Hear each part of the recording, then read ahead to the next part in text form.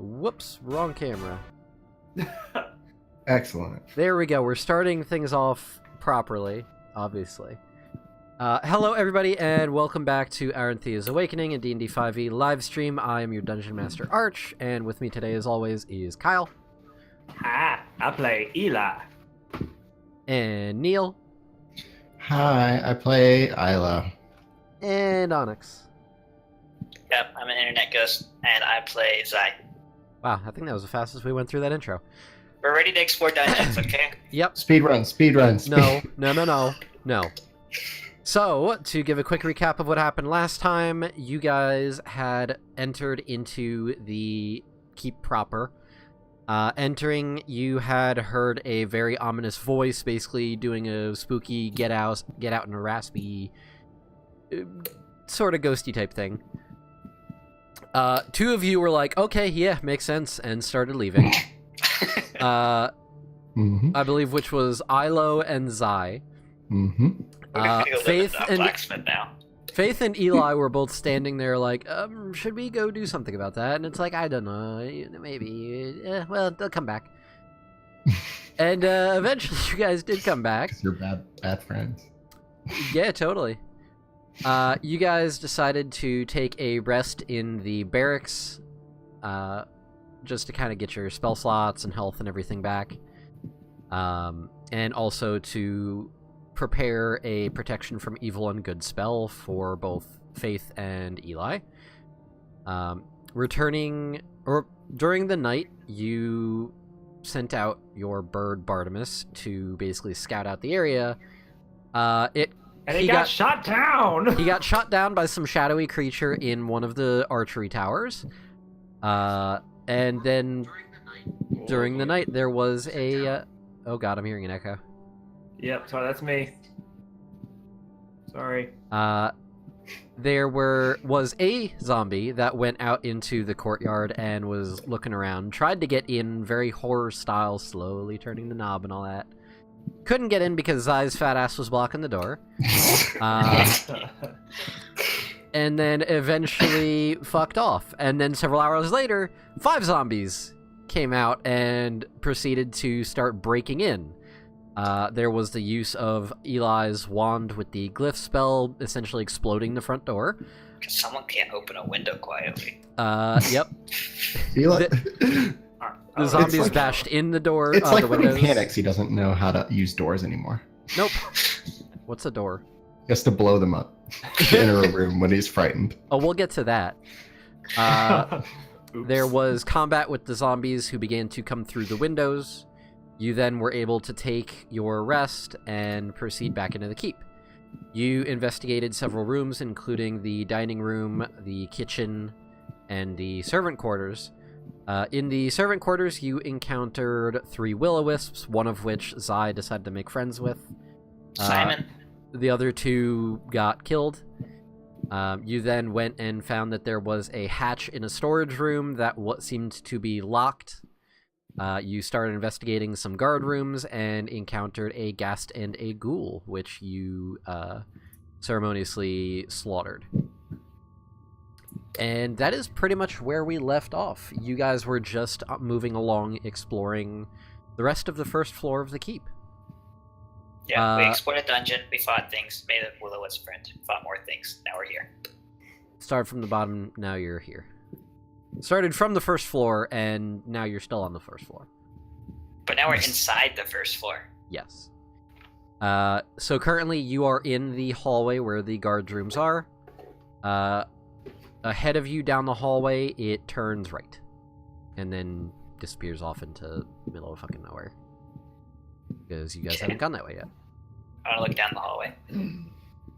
Looking down the hallway, it doesn't appear to be that long of a distance, maybe 10-15 feet in length, before it then turns left, or in the case of the map that you're doing, east.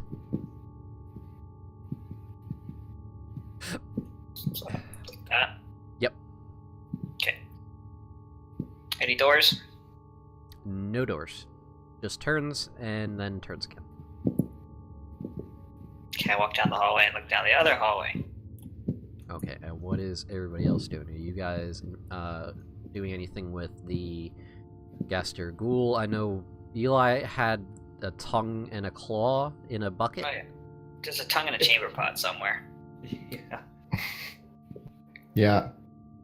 I'm following along. I don't want to fuck with the gross things. Yeah. I'm done with those. Yeah. I think Eli is just following Zai at this point. Okay. Poking your head around the corner, you see that the hallway goes off to the left, which would be east on the map. Looking down this hallway, you can see that on the left and right side, halfway down this hallway, there are a set of doors going north and south. And then at the end of this hallway, there is a door as well. Okay.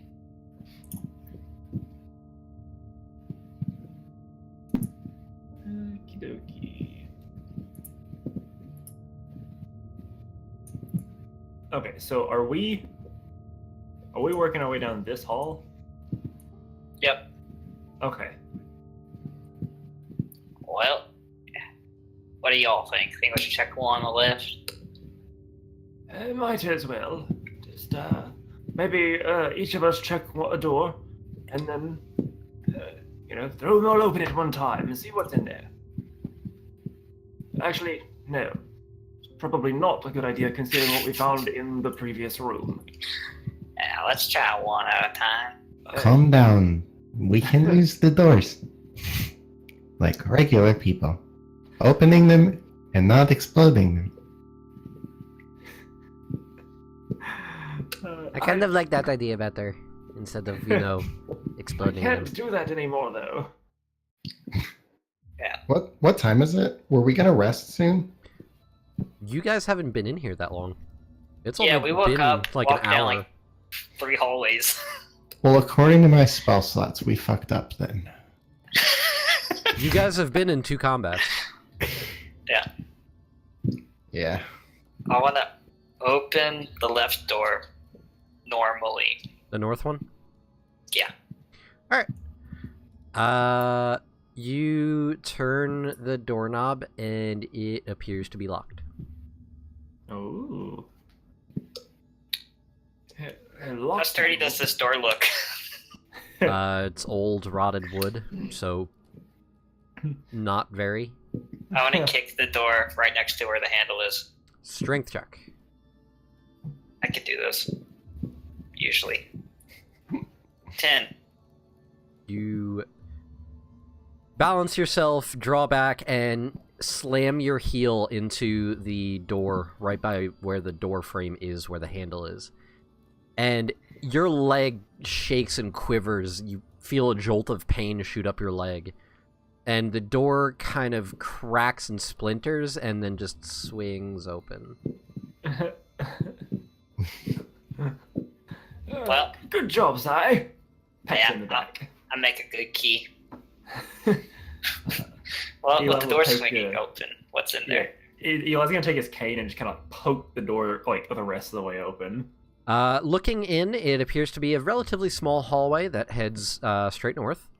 There is 5 sets of doors in total. 1 straight ahead at the end of the hallway. And then 2 on the left, 2 in the right, equidistant apart. These better be really small rooms or they're not going to fit on the map. Well, I suppose we'll head down this way. This place sure has a lot of turns and rooms and whatnot. I mean, it kind of makes sense. I don't know if you've ever been to, like, another keep before, but a lot of these, like, rich fancy types like to have lots of rooms for different things, and lots I of see. servants, and lots of things like that. Clearly. They like to feel special, you know what I mean?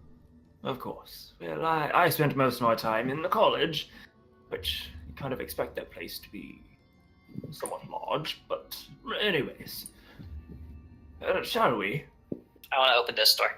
One on the left.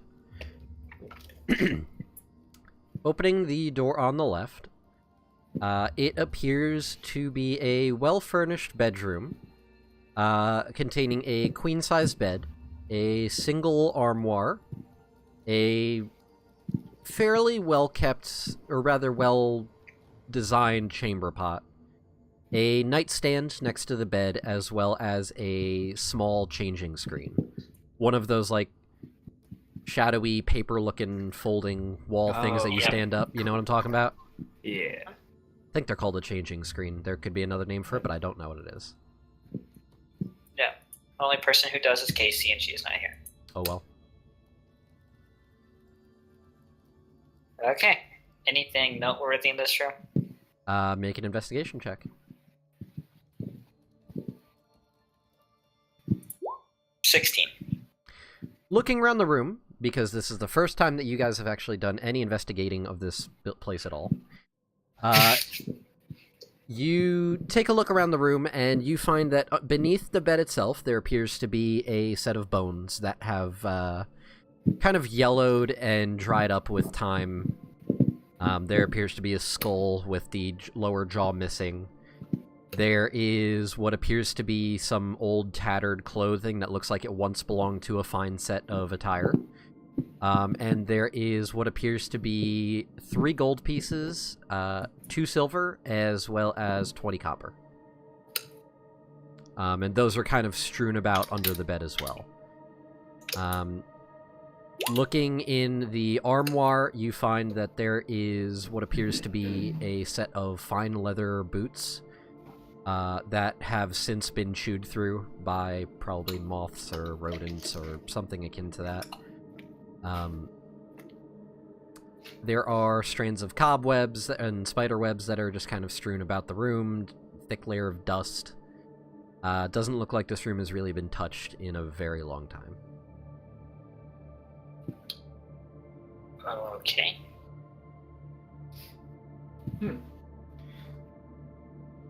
Interesting. It would appear that this is not really a servant's quarters anymore. This is actually a decent-looking room.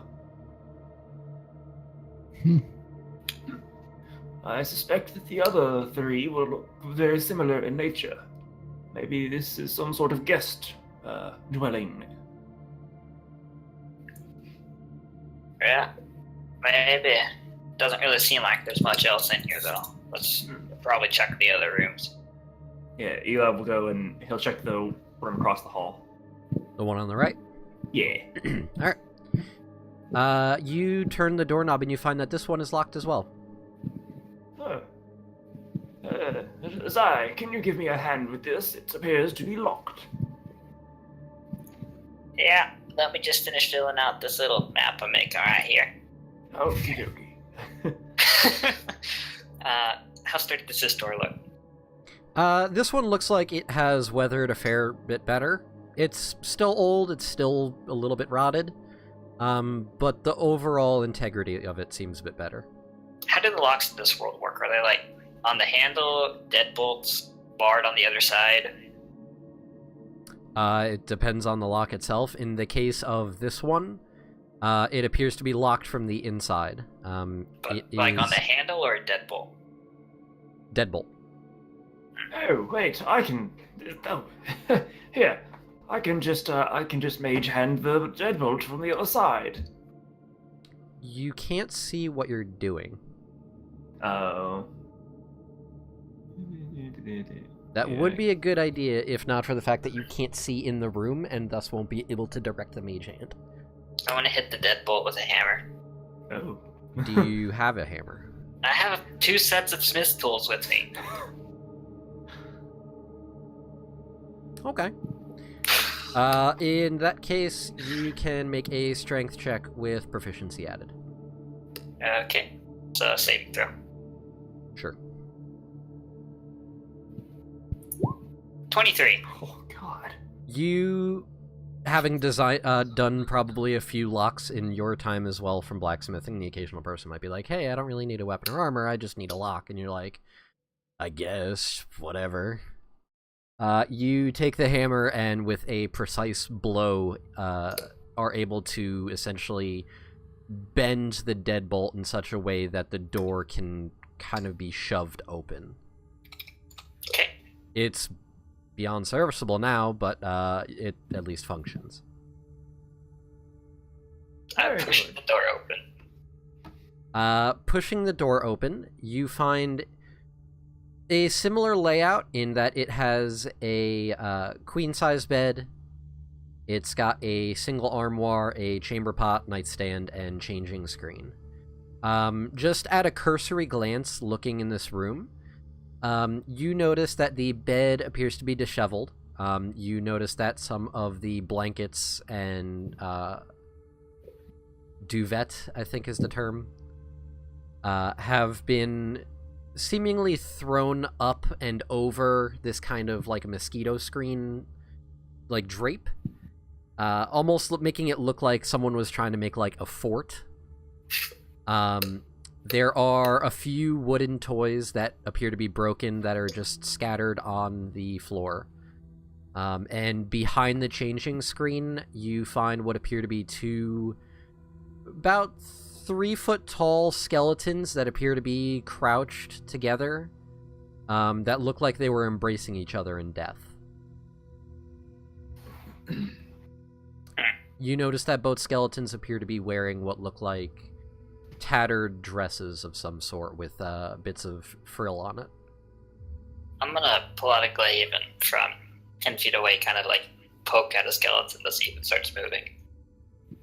You take your glaive and just kind of poke at them, and then there's just kind of this hollow clattering sound as the bones scatter into a pile on the ground. Yeah, I feel better that way. Well, Well, it looks like whatever happened to this keep was kind of unexpected to all the people who were here. it would appear so. It makes sense. Very curious. Very curious. Well, only one way to find out is to keep moving forward. Yeah, I guess we should check the other 3. Which one are you going to next? The next one on the left. All right.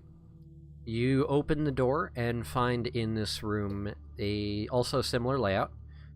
Queen size bed, single armoire, chamber pot, nightstand, changing screen. In this room, you find that there are also what appear to be several sets of broken glass.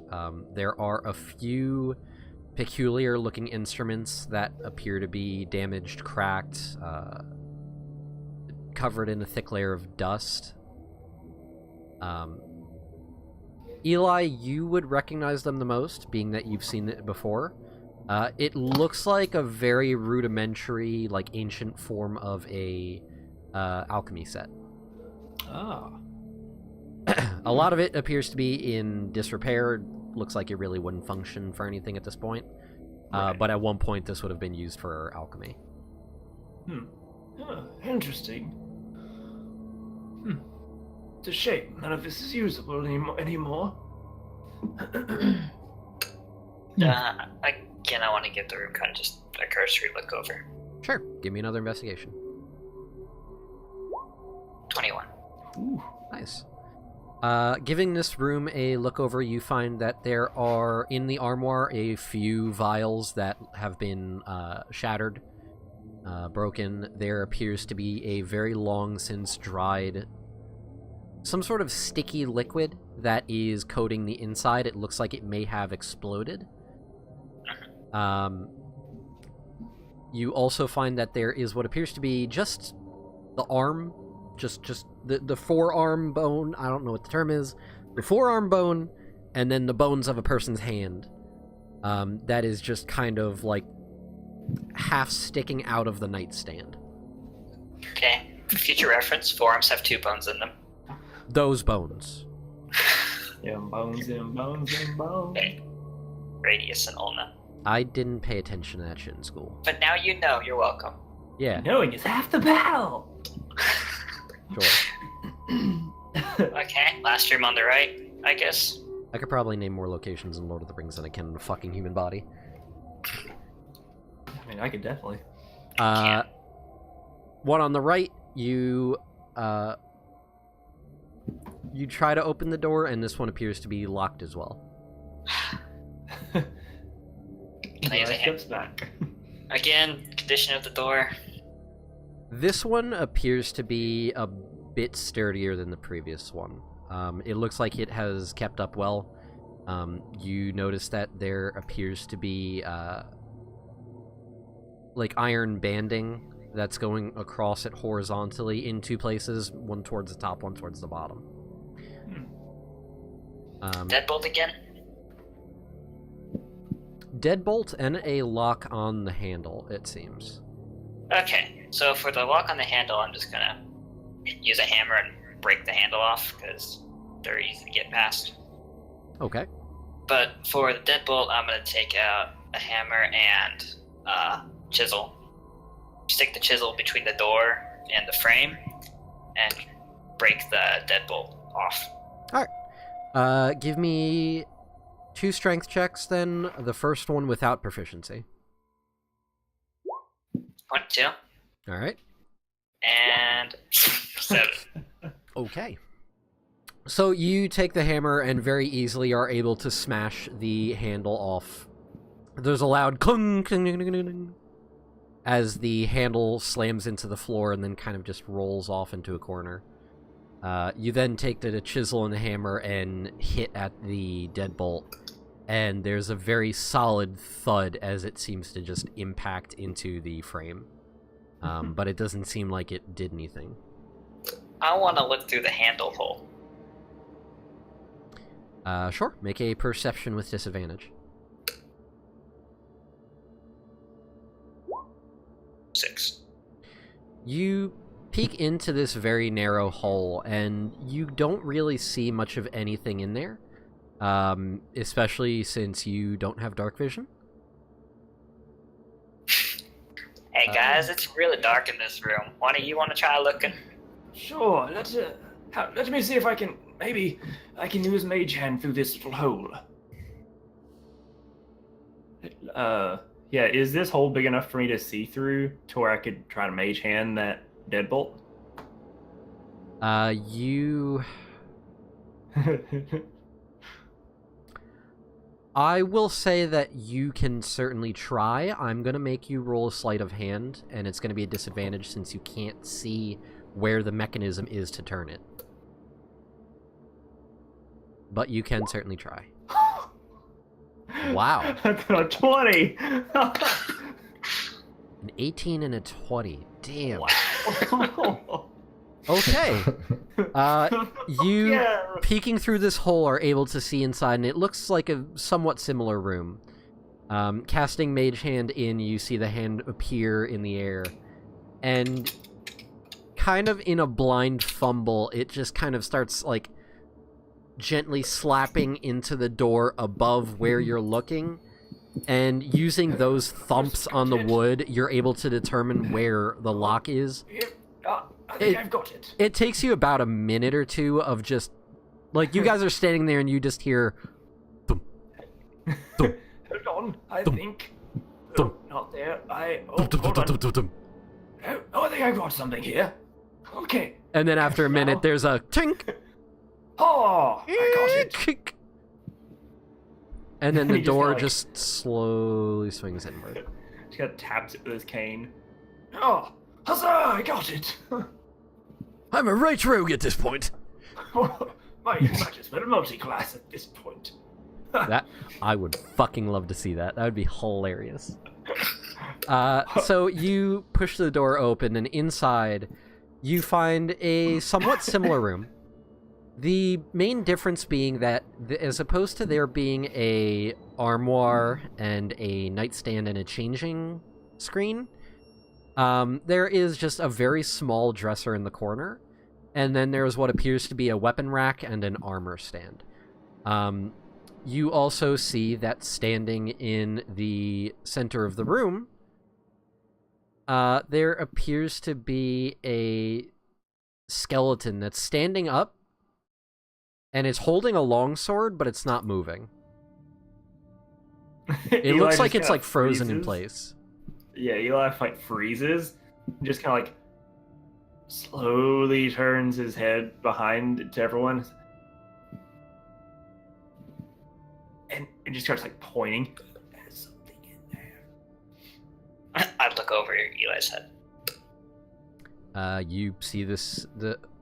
Actually, does anybody have a torch or anything lit? Eli will don't think cast. He'll like. Pretty sure I've had a torch lit since like the dining room. Okay, I just want to make Oh, sure. yeah, that's right. Yeah, so then taking the torch and kind of bringing it into view, you're able to see the skeleton as well. And the skeleton sees the torch, and I'm going to need everybody to roll initiative, please. Yep. Surprise. Oh boy, so great.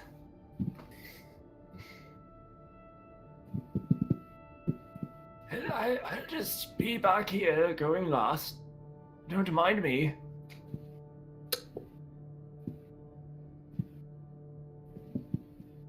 Okay, and let me get my dice. Get over here. Alright, easy roller dice. You better not fucking disappoint me this night. You disappointed me Please last time. disappoint him. Don't do Please that. disappoint him. Alright, you're going back in the box. No, stay out. No. Gonna have to use my fucking plastic dice again. I'm gonna guess he rolled 3. That's Easy Roller Dice Company. No. Easy roller dice. Why do you disappoint me? There we go. Alright. You can get your own at Easy Roller Dice. Nope, we're not sponsored by them, so don't be filling in like that. But if they wanted to sponsor us, Just make sure you give all your rejects to. Oh shit! to the arch. I misdescribed. It's not a long sword that it's holding. It's a short sword. I misread my That's notes. much less threatening. We're fine. I misread my notes. I wasn't worried. Zai got a 9. Eli got a 5. Ilo got a 16. I need to roll for Faith. Got a 15. Wow. And Wow. Skellington got a whopping 7. Welcome to Oh, the single digits club. Yeah. Ilo, you are first. You hear That is some- amazing. You hear some clacking and clattering, and you see the skeleton that's in this room starting to move and wield its sword in a menacing fashion. Okay. I'm going to do... I think I can only do 2 stabs. I'm going to do... I'll throw... Yeah, I'll throw knives at it. Okay. I'm staying on this side of the door. So 19 to hit, and then 7 to hit. Okay. You hit with the first dagger. You take your daggers, and one by one, just...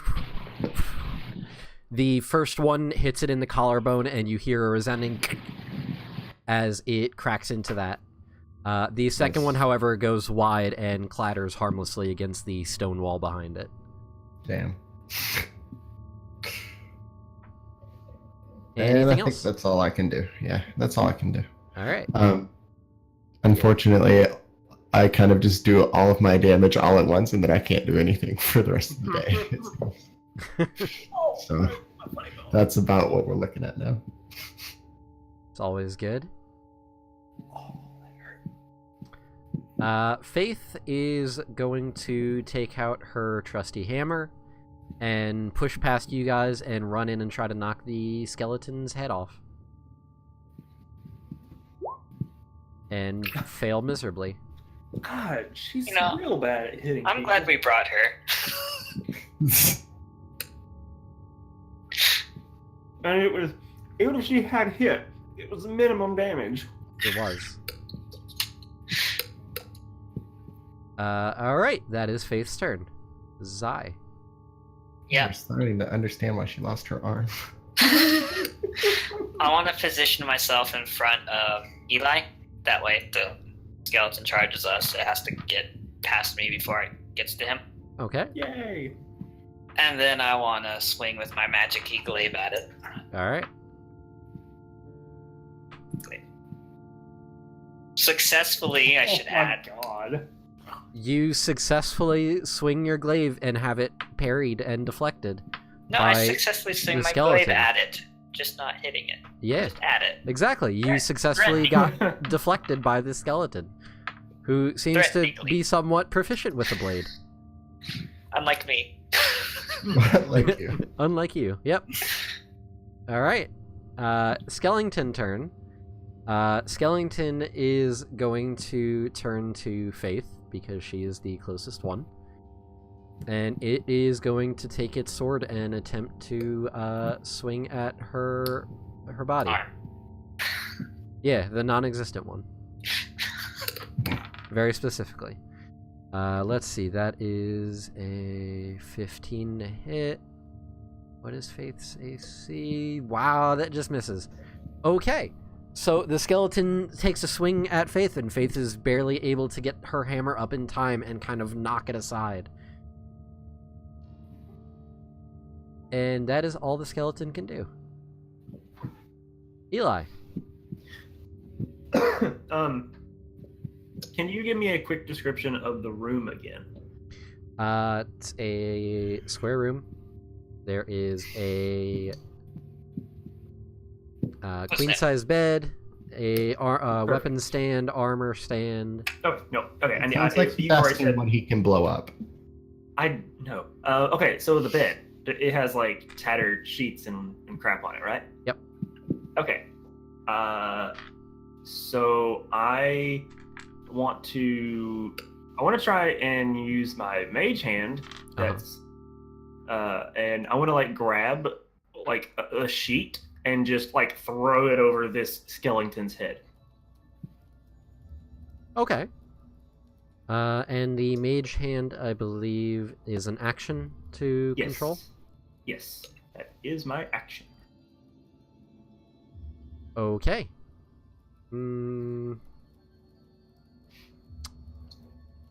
Is he blinded now? That's what I'm hoping, at least. I'm gonna say in this case, I'm gonna use your spell save DC, and I'm gonna have it roll a dex save. Okay, that is fair. Which my spell save DC is 13.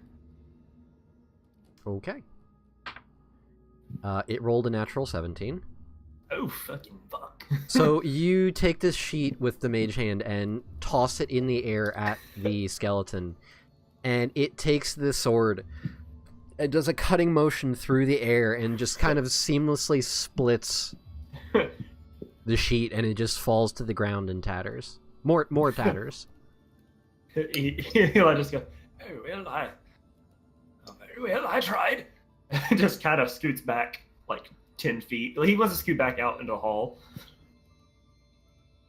Okay, very well, I tried. Gentlemen, madam, have at it. Oh my goodness. Ilo. Okay, Ilo, the two of us suck. We're depending on you. Great. I mean, I give Eli credit. That was clever. Oh no, Eli is not included in the two of us. They got one. Me. Oh, okay.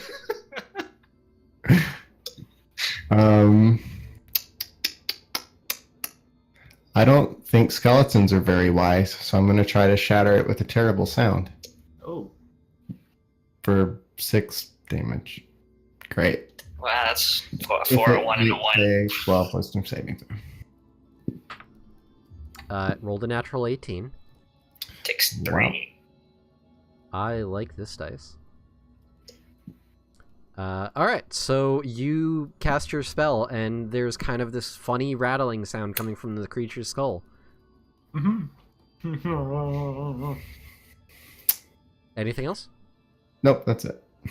That is my action.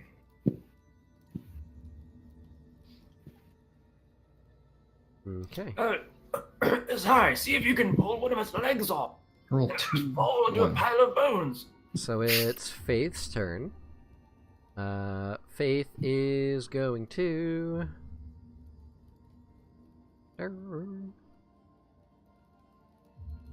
Man, her selection of spells. Man, so good, but the problem is that a lot of them are AoE. Holy.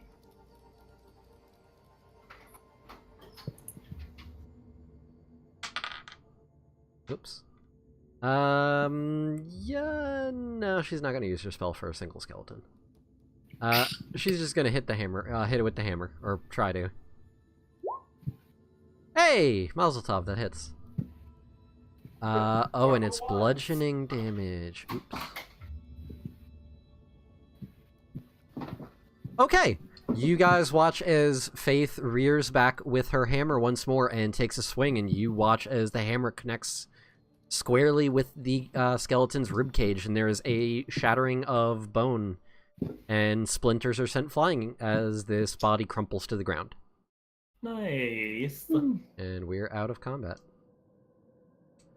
Combat's not always about fighting a lot of enemies, or a lot of scary enemies, or little enemies. Sometimes it's just a single skelly.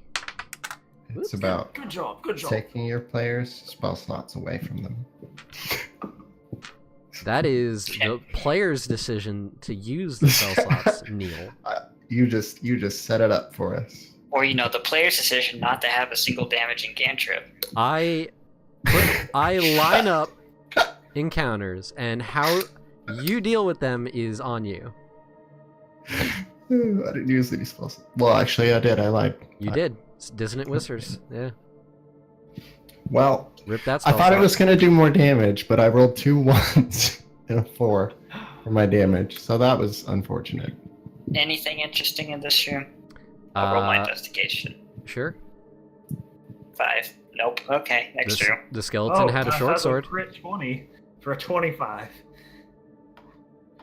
You find Ilo's 2 daggers.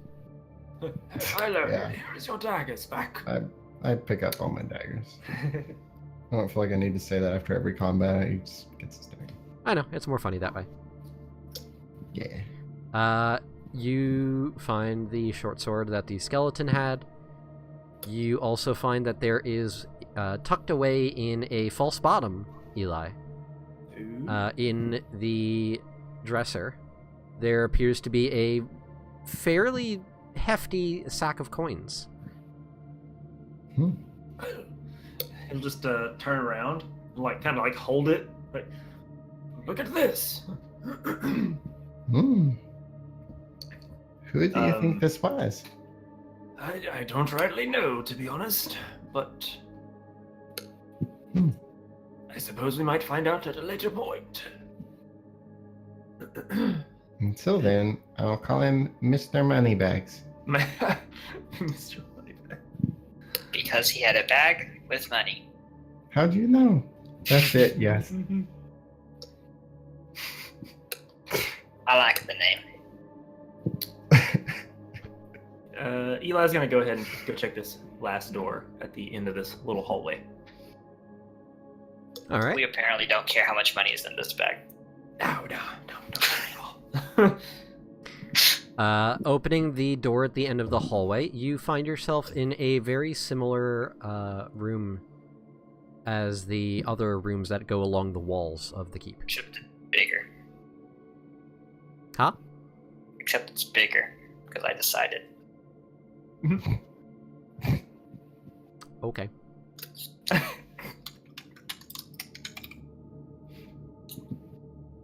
Except it's bigger, because I'm going to draw it that way. To give a recap,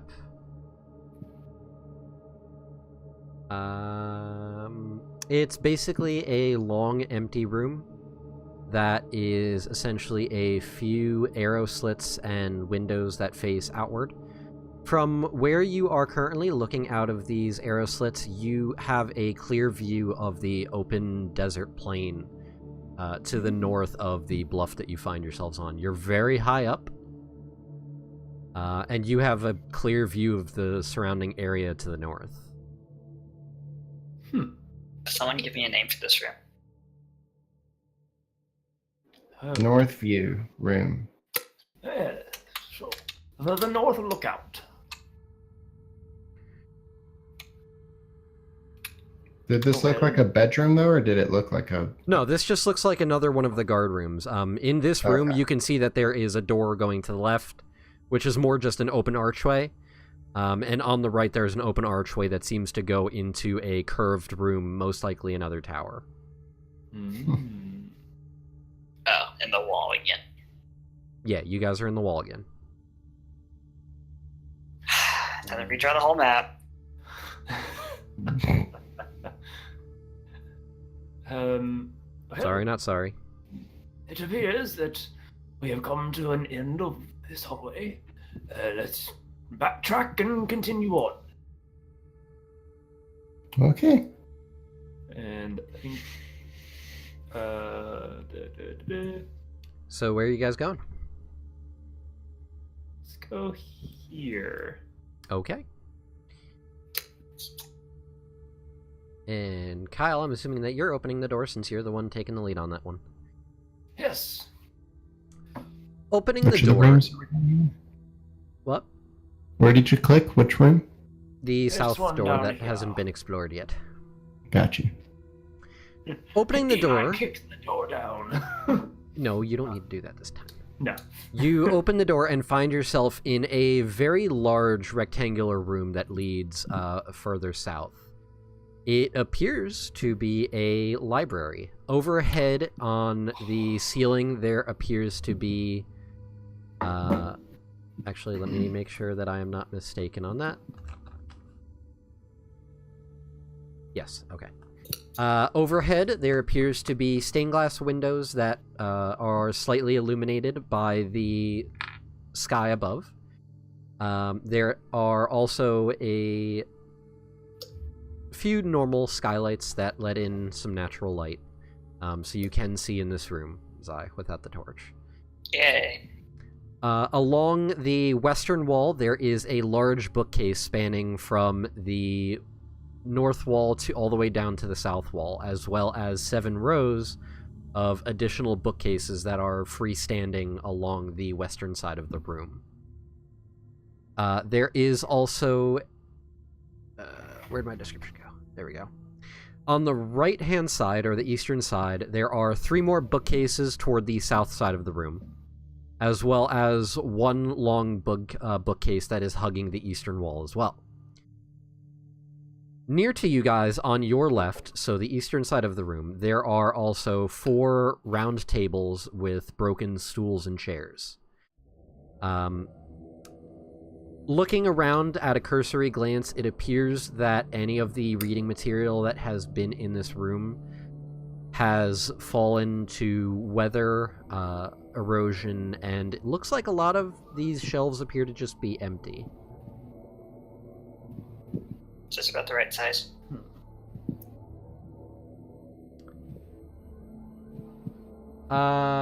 Longer. Longer? Yep.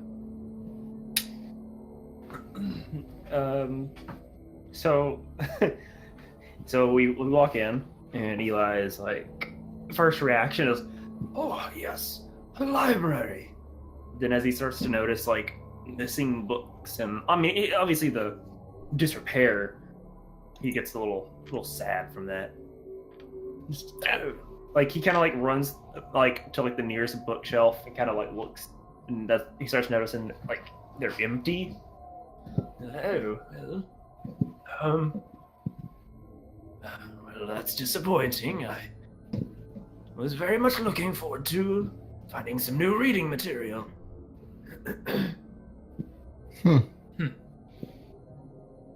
Remind me if there are any doors in here. There is a single door on the south wall, straight ahead of where you guys are. So probably not quite that. Not that long. Yep. Okay.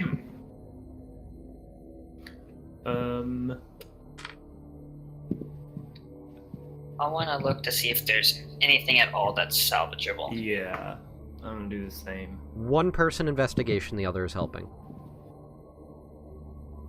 What about Eli? Makes sense. Go for it then. 22. You have Well, once advantage. more. You have advantage because Zai is helping you. Just roll it again. Don't do anything else. Yeah, so 22. 22. Looking around and searching the various shelves, picking up some of the books and just kind of giving them some cursory glances, a lot of the books that are left, as you pick them up, a lot of them seem to crumble to dust in your hands. A lot of the pages appear to be stuck together, and trying to open them up, they just peel apart. Some of them appear to be long since rotted from mildew that may have gathered within it. You do find 1 book that appears to be just in a corner on the ground. It appears to be a thick leather tome, a black leather tome with gold filigree going around it. Picking it up, Eli, what languages do you know? Ooh, boy. I know Common, Elvish, Dwarvish, Sylvan, and Abyssal. Okay. I add Draconic to that list. Looking through this book and looking at the cover, the first thing you notice on the cover, Eli, give me a religion check.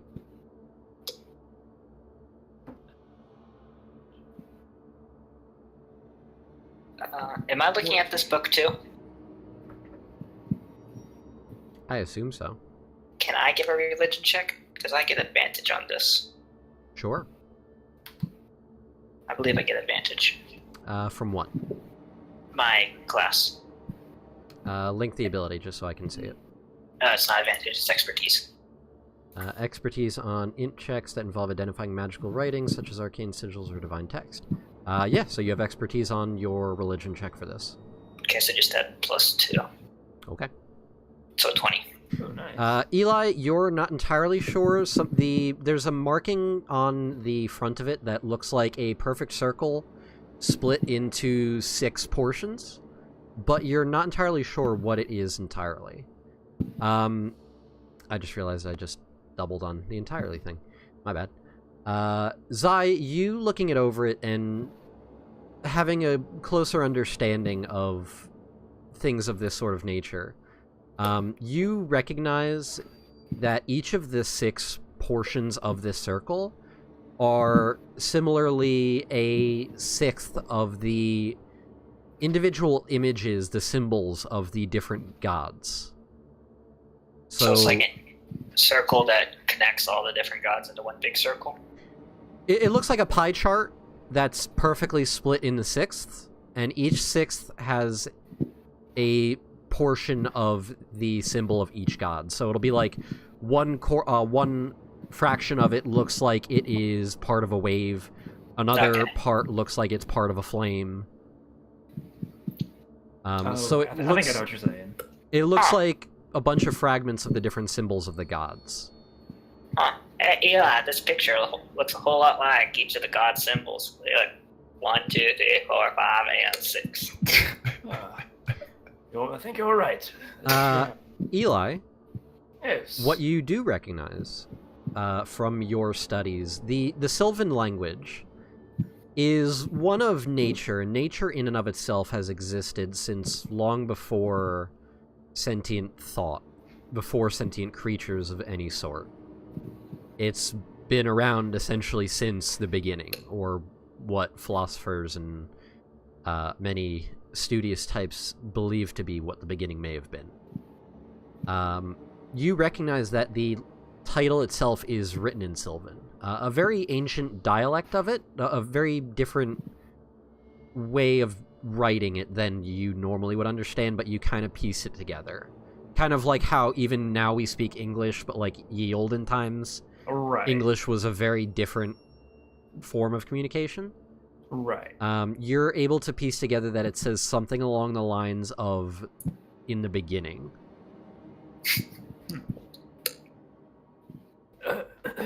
Yeah, it's very strange. You see here, it's Sylvan, but a very old dialect. From what I can piece together from my studies, it says "in the beginning," and pairing that with what you know, this symbol. I think I might just have to take this and study upon it. There's a book even you can't read? Well, it appears to be in different language. I can read the title at least, but I'm not going to sit here and waste our time reading a book. But I think I will. I think I will take this with me. I don't know. I could really use an hour just sitting around taking a break.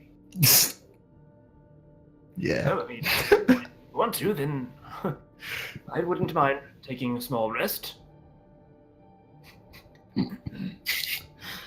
Faith, what? Do you have any input? I don't really care as long as we can finish this business up and get done with this. This place is kind of getting me down. Did you... I think those 2 skeletons in the other room there, I think those may have been children.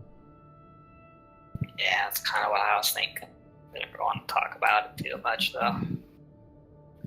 Well, whatever happened here, we will get to the... And we will... well, we can't undo what's been done, but we can at least set things right. This place is going to need a lot of cleansing by the time that we turn it into a base. Assuming we don't die, of course. Of course. Yes. That's one of my favorite things to assume. Eli is gonna... I'll be right back. I'm gonna pop in one of these other rooms for just a moment and grab something. And he's just gonna go into one of the guest rooms that we just came out of and, like, rip a piece of, like, the cloth off of like one of the beds, like enough to wrap the book for when he puts it into his bag to keep it a little bit more safe. Okay. I assume the rest of you guys are hanging out in the library relaxing? Yeah, short resting. Yeah. Alright, so it's going to take you guys about an hour to do. Yeah. So Eli, yeah, he's gonna probably Hold on. spend that hour. I need you to make a perception check, please. 19. As you are grabbing the sheet of one of these beds and wrapping up the book and everything and making your way, as you're walking out the door, you hear like a faint echo of what sounds like the laughter of children. You hear the... It almost sounds like a hollowed... Like a hollowed sound that comes from nowhere and everywhere around you. It seems to just be... coming from thin air, it seems like. And Right. Like almost like I hear it in my head. Yeah, it seems to come from just everywhere around you. You hear children laughing. You hear what sounds like a older man from... it almost sounds like it's actually coming from another room. You hear an older man saying something that sounds along the lines of, "Children, be ready in 20 minutes. We have to be ready for dinner with the Lord of the Keep." And it seems to fade away as you're hearing the guy's voice. And maybe 5 seconds later, you hear what sounds like more children laughter, and you hear a woman's voice that seems to go, "What are you two doing in there? What is so funny? I don't..." And that seems to echo and fade away as well. It seems like you're hearing echoes of the past. You hear footsteps that seem to be bounding down the stone hallway. It seems to echo and fade away from where you are, down the hallway towards the library. You hear what sounds like a louder echoing footsteps of somebody wearing armor as it seems to walk from behind you, and you get a shiver and a chill down your spine as it seems like whatever this memory is, it almost feels like it passes through you as you hear the clang of these armored boots as they walk down the hallway and follow these lighter footsteps. You hear much later footsteps coming as well from behind you that seem to just walk through you. And then when it seems like the echoes and this memory of a distant past fades, you hear one last voice that seems to almost whisper into your ear, and it says, "I suppose I should see what's for supper." And then you hear what sounds like a step and a shuffle as it also passes through you with a much deeper chill, and then passes down the hallway and towards the library. You don't see anything. This is all just sound. Yeah. Oh, goodness. So, like, as, like, the memories are kind of played, like, I think, like, the first time he started hearing the children laugh, he kind of, like, hello, is anyone there? And the more he kind of puts it together, like, he hears a sound from here, he starts looking, and, you know, like, he's, like, following the sounds as if he's kind of, like, seeing it in a way. But knowing that, like, all of these things were heading, like, towards the library, he just kind of looks back up and, like, starts to, like, kind of old man run, like, and, like, bust in the library. You bust in a library and find Faith, Ilo, and Zai sitting at one of the less broken tables. Skeleton! It's not a skeleton. I'm not that bad. Everything all right there, Eli?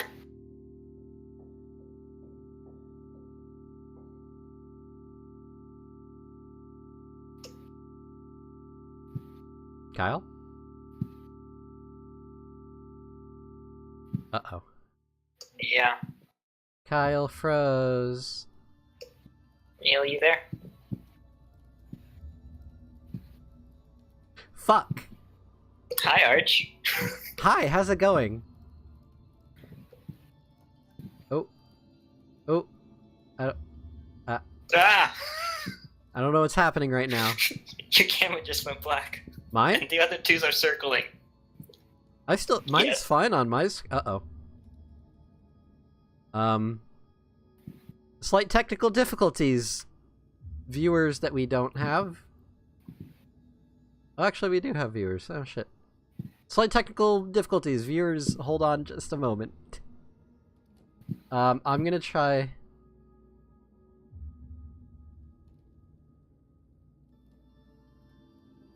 No, your camera's back.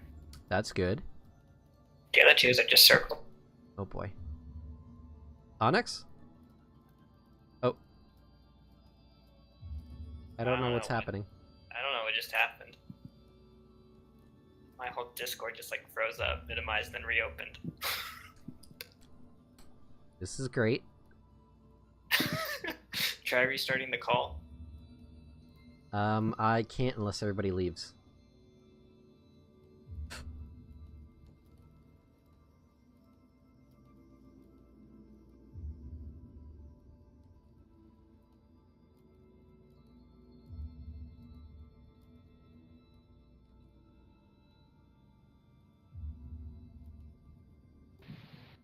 Hello? Mm-hmm. Looks like it's working now. Hooray! Yeah, I Okay. could still hear you guys. That was weird. You guys couldn't hear me. That's like some devil worship right there. Some devil magic. Anyways, Hey, Isla, what did you do? What did I do? Eli. Yes. No, I'm saying Eli, what did you do is what they're saying. Yeah. Oh yeah. Everything all right there, Eli? You seem kind of busted. You didn't hear. You didn't hear all of that. All what? I heard there was people, children, something. Eli, I know we saw some chilled skeletons. Try not to let it get to you too much. No, Okay. no, it was like I think it's gone crazy. no, Yeah, no, I know. It was like almost as if I was hearing a memory, if that makes any sense at all. But there was something else there too, and it was headed through here, and it just gave me a very bad feeling. Did you fall asleep? No, I didn't fall asleep. I was I don't only think it gone was- for a moment. Captain Oliver falls asleep sometimes. I don't sleep. I meditate. I trance. Well, we didn't hear anything come through here, so it must have just been you.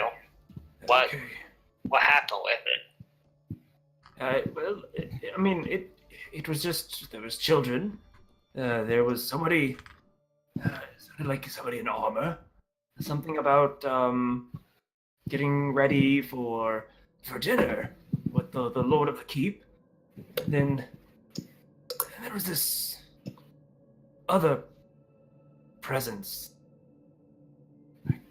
I don't know what it was. It was not good, to say the least. What did it say?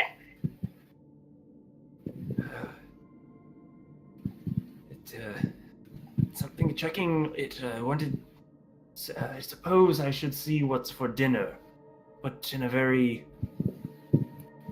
Well, not like. Hey, I wonder what's for dinner kind of thing. It was more like, I should probably see what's for dinner. Very maniacal, devious. I could feel these things almost as if they passed through me. I couldn't see anything, but there was something there. I know I could feel it.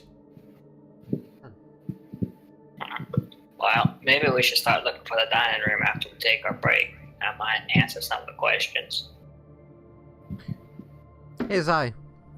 Yeah. Do me a favor and roll perception. I don't want to see anything. You do get something. Just not as much as you would have if you rolled higher.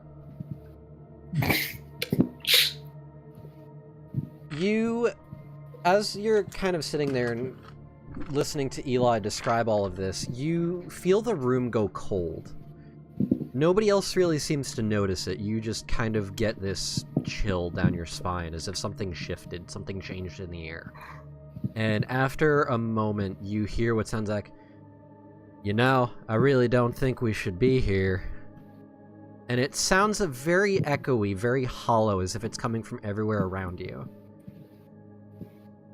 Was that my voice? No. But it's very akin to the dialect that you're familiar with from the tribes. Okay.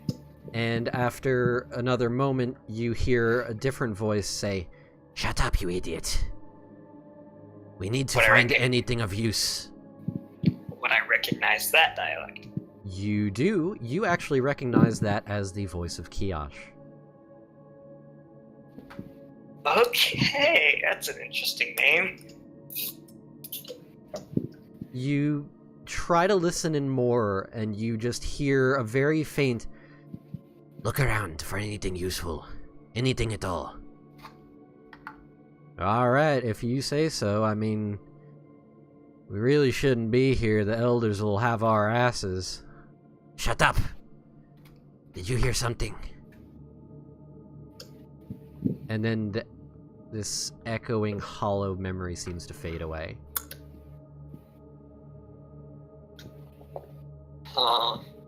And then you hear nothing.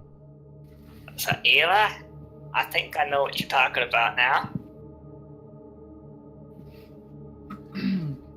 You do? Yeah. What did you hear? For someone from my tribe, and another person who used to be from my tribe. Interesting.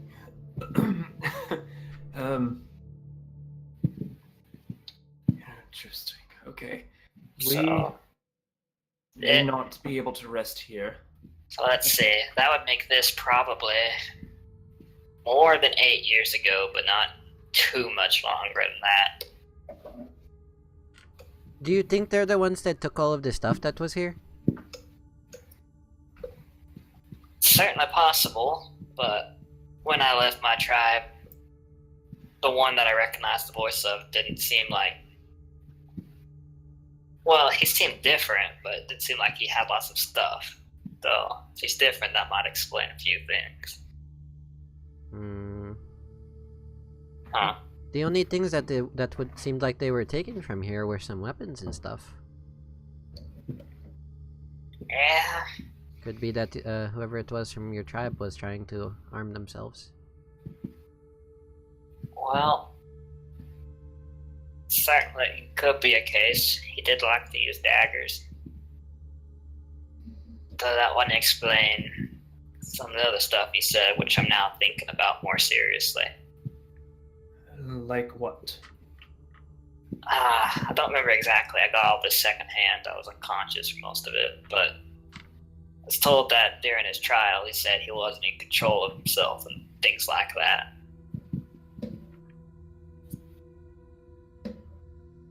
Do you think he was possessed?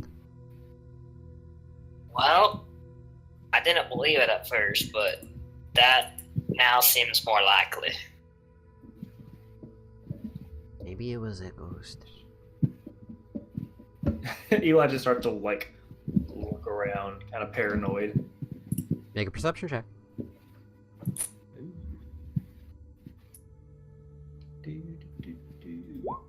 21. Looking around, you don't see anything out of place or hear anything out of place.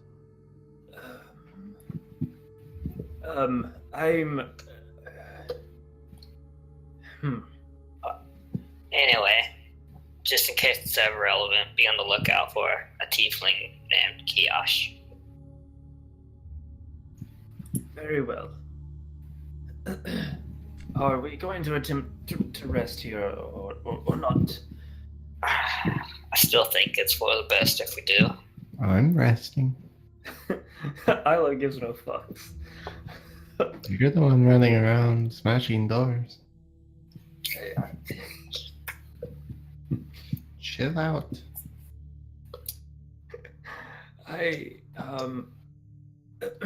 I'm going to be over here in the corner. He's gonna go actually to one of those round tables. Yeah, I mean, right now you guys are sitting at one of them. Okay. Oh, okay. Yeah. So he's just gonna sit there, and he's gonna kind of skim through this book. Let's try and stay inside of each other from now on, just in case. Agreed. I had figured that since we just came from there, it would be safe, but something's not right here. Something's definitely not right here. Yeah, I agree.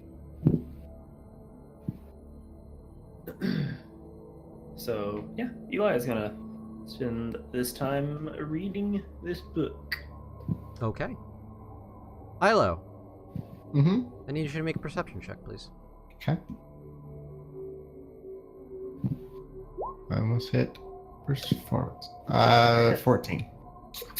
So you guys are taking your short rest, relaxing for about an hour, trying to regain your composure and catch your breath and all that. Ilo, as you're kind of just sitting back, relaxing, you get a chill down your spine, as if the room seems to drop several degrees in temperature. There's this kind of hollow echo around you. And after a moment, you hear a voice that seems to originate from everywhere and nowhere at the same time. That sounds something along the lines of, "What are we looking for here again?" And after another moment, you hear another voice that says, "We're looking for anything that could be of use, something to sell on the market. Just keep your eyes peeled, there's plenty of books. Take your pick, find the ones that look shiny. People on the market like shiny." If you say so, boss. Alright. There's very hollow footsteps. You hear what sounds like the hollow, echoing thumps of what seem to be books dropping on the floor, being knocked around. And then after a moment you hear "Hey boss, I found something interesting here." And then he's cut off by, "Shh, you idiot! What was that sound?" And then you, very far off in the distance, hear something that sounds like a "Intruders." And it seems to echo around you as the memory seems to fade. And then you are left to your own thoughts. No one sees Ilo, like, really react strongly. He just, like, slowly puts his hands up to his ears and tries to, like, hold them there to stop hearing voices. And he's just looking at you guys. Isla, you okay? Can't hear you.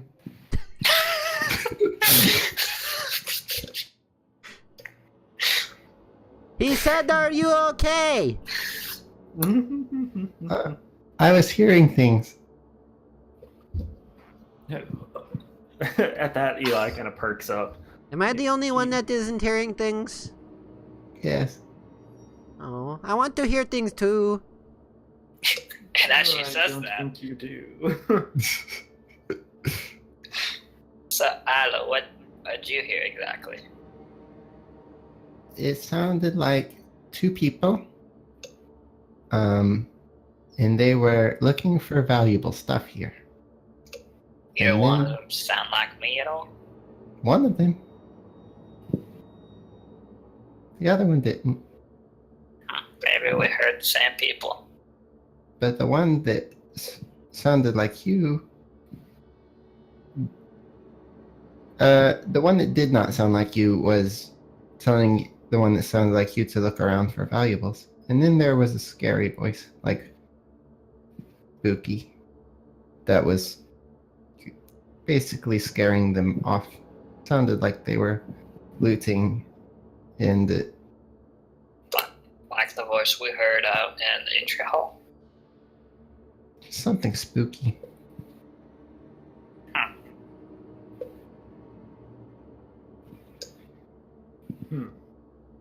Hey.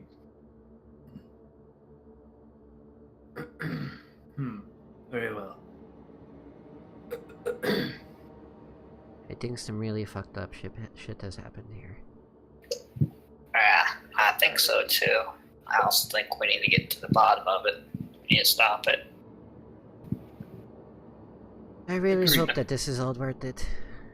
I mean, it's a nice keep, get me wrong. I imagine it'll be really nice when we get it all cleaned up, but it's really creepy. Well, at the very least, you can think about it as putting all these souls to rest. Yeah, I suppose that is true. I mean, that's not really my thing. Like, it's not really the God of Water thing, you know. But like, whatever. Doesn't really have to be a god thing. It can be a personal thing. Yeah, I suppose so. Not really my thing, to be honest. But whatever. Well, it clearly is bothering you, so maybe it is your thing. Well, at the very least, you get to find stuff, and that's what you wanted. That is true. So, the rest of the hour goes by uneventful. You guys don't hear any further ancient memories, it seems. You guys get back whatever you would get on a short rest. Is that spell slots? No, bards only get spell slots back on a long rest. Okay. I can do that. You can. So I can get a second level spell slot Or two first. I will go with a second level spell slot.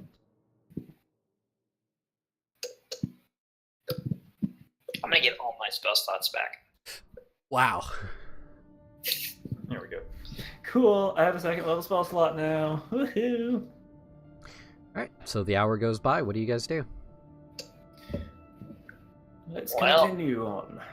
We should probably check out that last door in the hallway we just left. I think it probably leads to a wall based on the layout of this place, but we should probably check anyway. And then you said you wanted to look at the dining room. Yeah, but this will save us a lot of backtracking. Okay. Alright, Yeah, so I going agree. back to Let's do it. the Yes. door on the right. Yep, the eastern door in the hallway from where you guys came. It is indeed another room within the wall. Okay. This one you can see out the arrow slits and windows along the wall facing east. You can see out over the bluffs.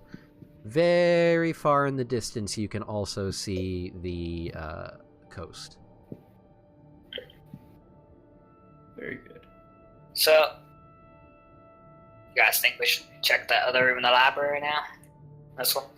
Yes, I do believe so. Let us make haste. Okay. We agree, so we do it. So you guys make your way across the library down to the southern door.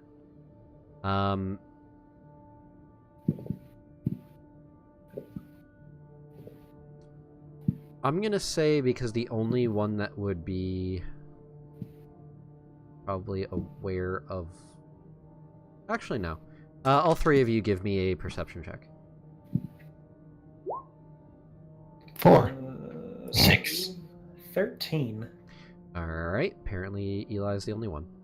Eli, as you guys are getting closer to the southern door, making your way through the entirety of the library, you begin to notice very faint, dried blood prints that look like there's like a handprint that's on one of the bookcases, and it kind of looks like it's like smeared, like it's something like the hand was dragged along the bookcase.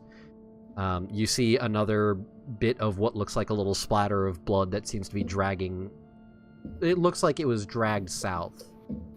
There are constant little bits and pieces you see, little trails and faint marks of dried blood that seem to be heading towards this door. And as you guys get to the door, you see that there's actually a decent splotch of dark brownish dried up blood that seems to go on the floor and seem to be dragged underneath the door. Okay. There's a giant splotch. Do we see it? That Eli you see. definitely points it out.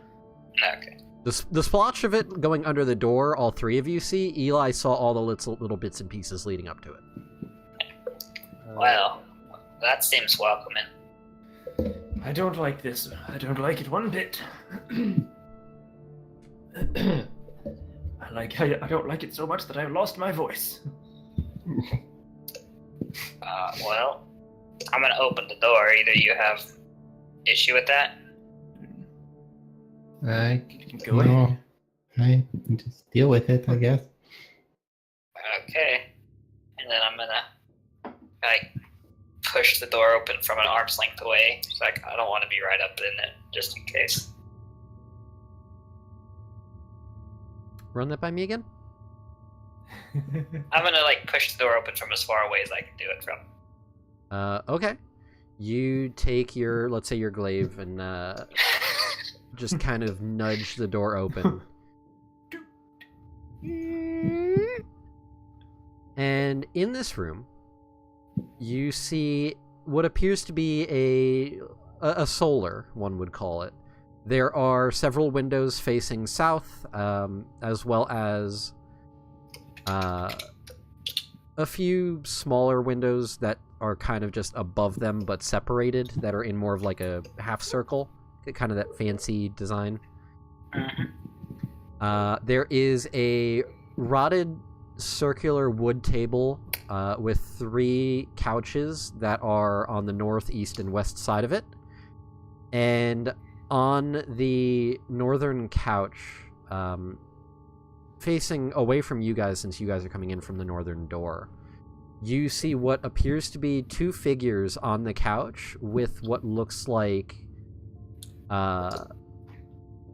swarms of flies just flying around them. From where you are, it looks like it's 2 people, you assume, very rotted and decayed, their heads leaning back on the edge of the couch.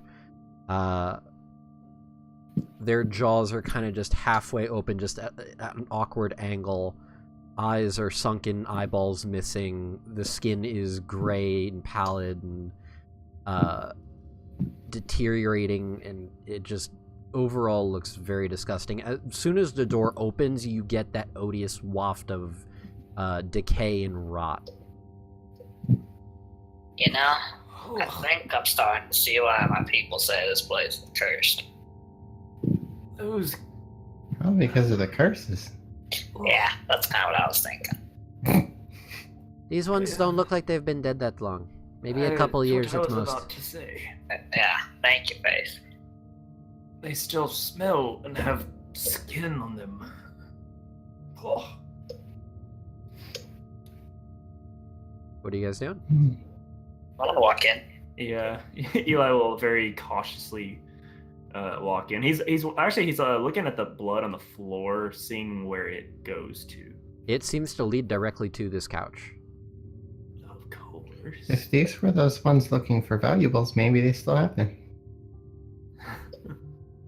Yeah, I don't know that I really want to go too close to them, but I guess we should check to make sure they're not undead.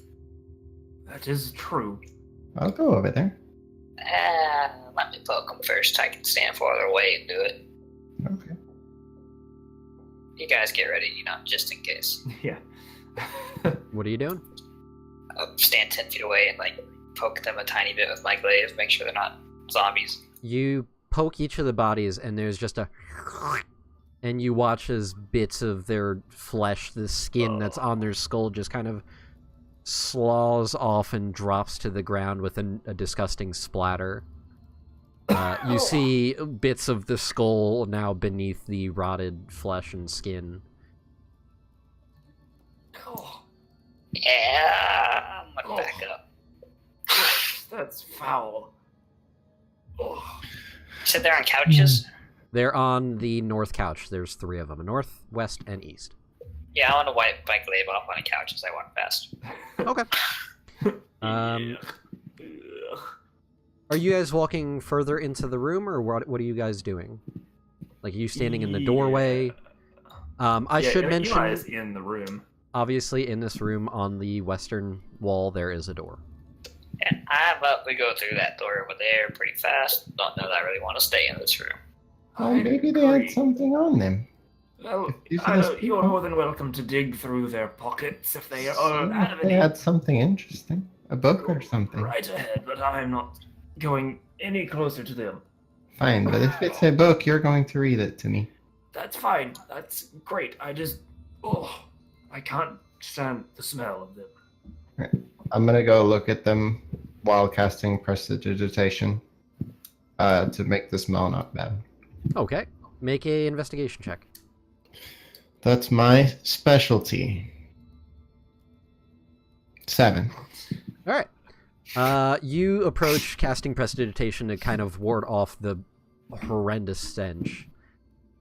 Standing now in front of these 2 corpses, you immediately pick up on a few very obvious details. The one that's seated on your right appears to have once been a very hefty weighted man.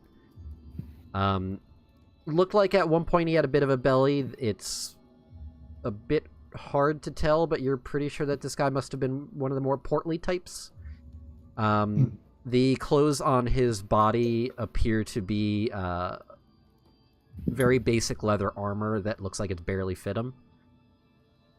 You notice that he has 3 daggers that are sheathed at a belt on his waist.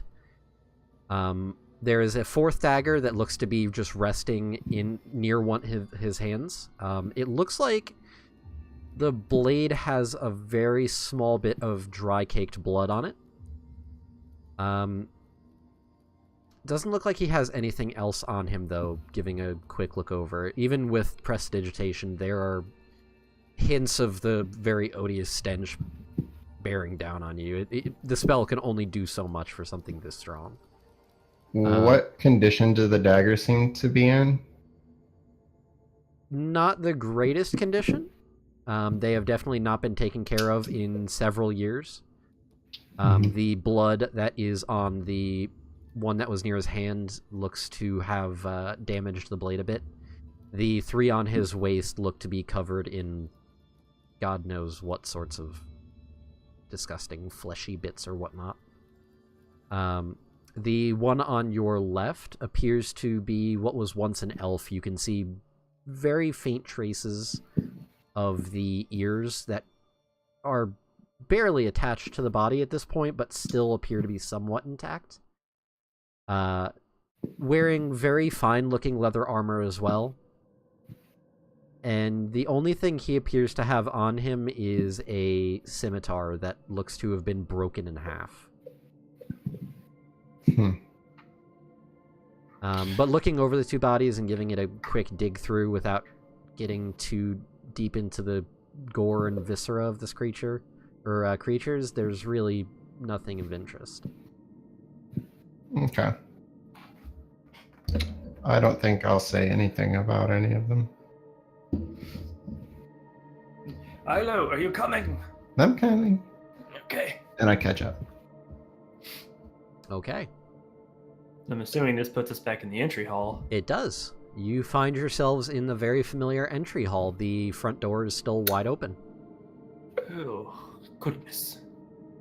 Well, through the double doors up there then?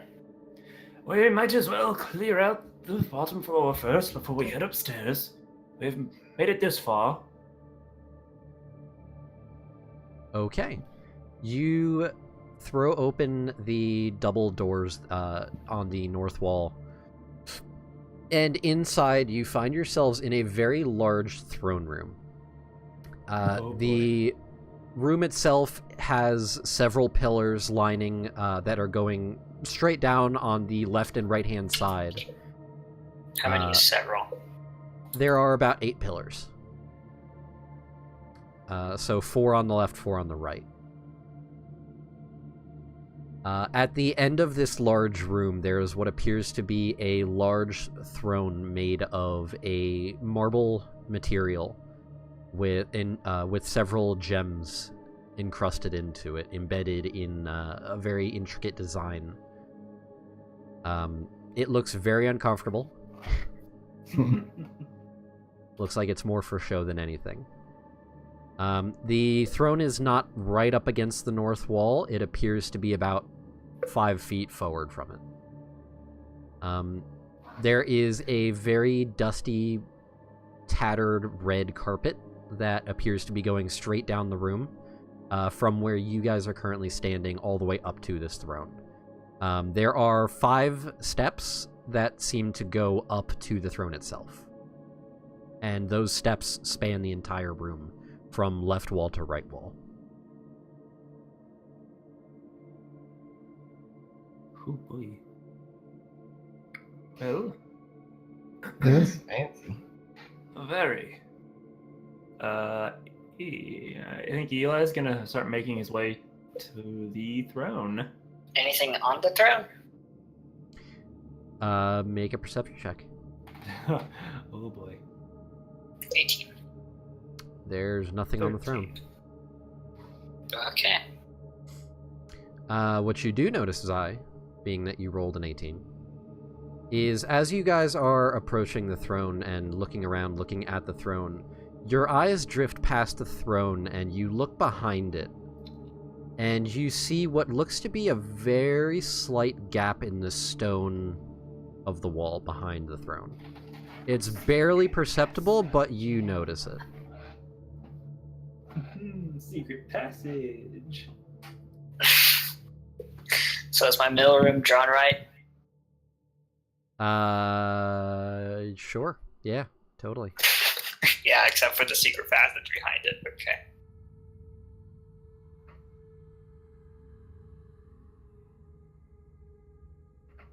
Yeah, I want to go walk across the room towards that crack being my goal, but I'm still going to go carefully because I don't trust anything anymore. Okay. You make your way in and approach the throne. It's a very nice throne. Looks good. Real expensive. I don't think that we're going to have much use of a throne. Yeah, but look back here, and I walk past the throne and point out the crack. Eli just like looks at you with this very nice, and he kind of goes to check it out. Make an investigation. I will be helping him with that. Sure. 22. Roll once more, just in case.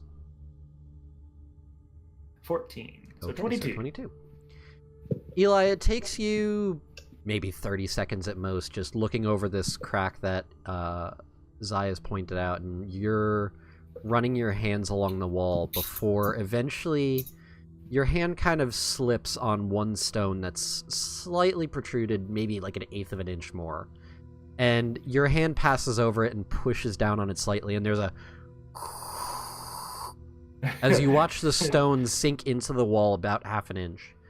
And you watch as this crack swings on like a center spin, and I assume all 4 of you are standing there? Yeah. That was Aranthea. All 4 of you then find yourselves spun around and now in a different room. Oh, fuck. It's one of those like spinning carousel secret Okay. walls. Oh goodness, what's that? Wow. In Oh, this wow. room, Let's do it again. It is a very dark rectangular room. There I still have is a torch. there's nothing in here except on the north wall. There is what appears to be a very small, maybe like 1 inch radius circle on the wall that looks almost like a piece of glass. As well as what appears to be a lever.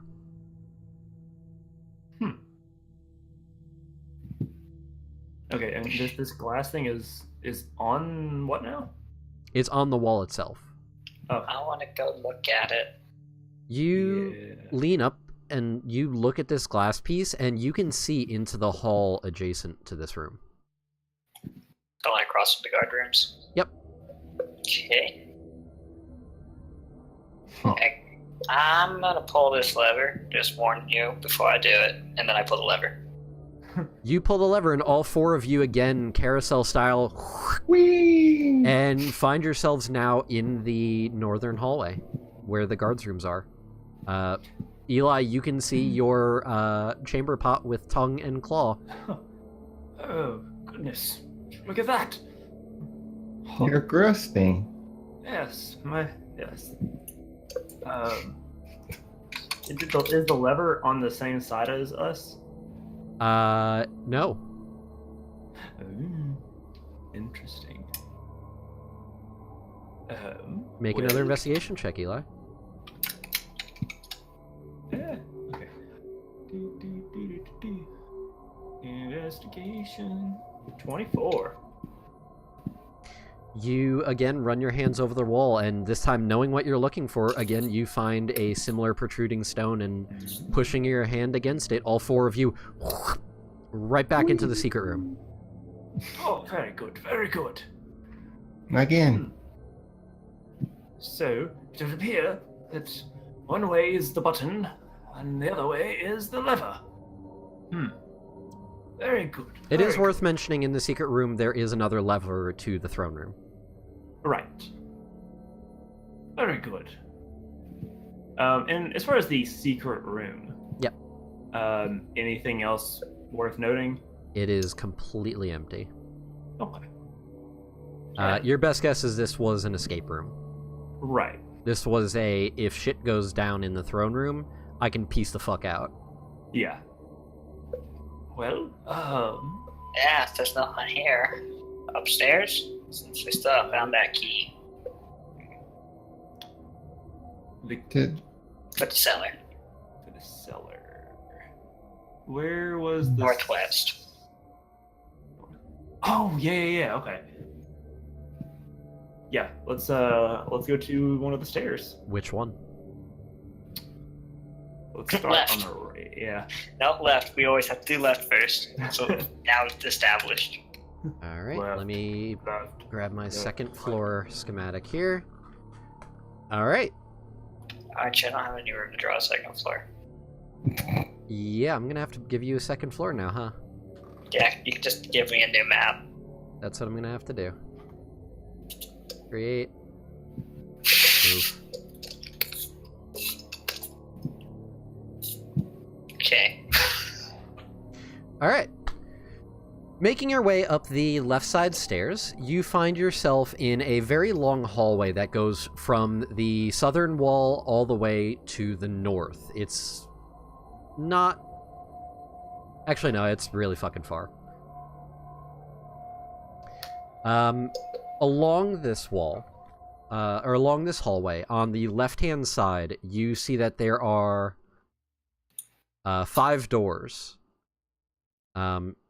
The first one is slightly to the south of where you guys are from the stairway. The next one being not too far ahead of that one. And then the next 3 are about equidistant apart all the way up until the end of this hallway. The end of this hallway then turns right out of view.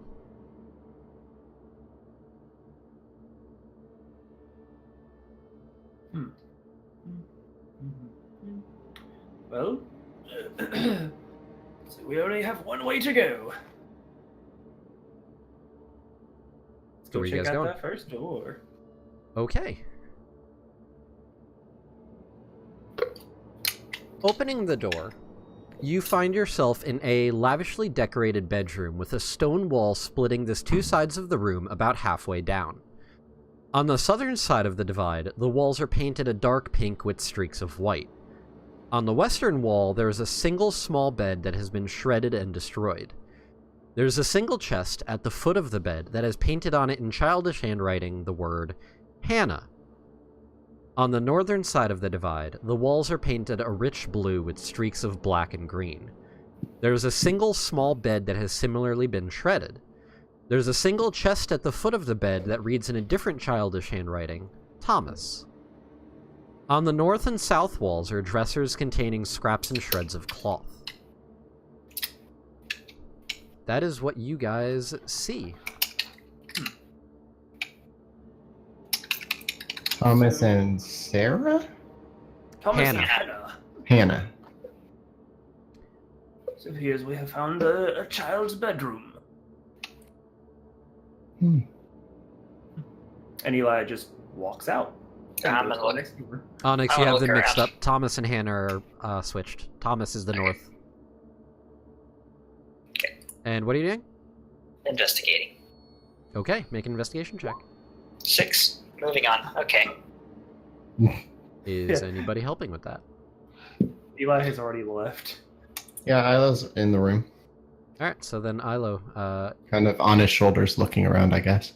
So Zai, make another investigation as Ilo is helping you. 7. Oh my God. Wow. Okay. Gentlemen, it was just a children's room. There's not going to be anything out in there. Let's go. Come on. Yeah, you agree with Eli's hypothesis. Yeah. That Remember, makes we can thoroughly scour the place once we've cleared everything out.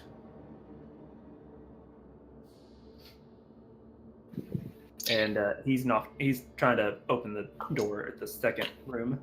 Hey, Arch, if I were to overlay the maps, where would the room where Simon went through the ceiling be at?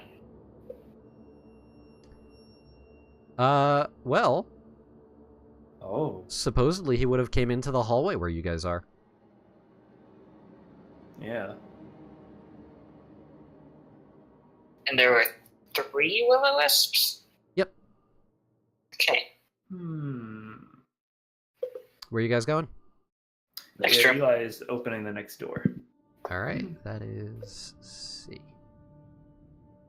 Alright. A simple room. The walls and floor appear to be bare. There is a single window on the western wall. In the southwest corner of the room is a single bed that looks to have been meticulously made ages ago. A fine layer of dust coats the bed. On the southern wall is a weapon rack. Currently resting on the rack is what appears to be a rusty spear, a rusted hand axe, a wooden buckler that looks to still be in somewhat functioning condition, and a lance painted with black and red in swirling stripes up to the point. Oh, wow. Notably, there is an empty spot where a longsword looks to have been on the rack as well.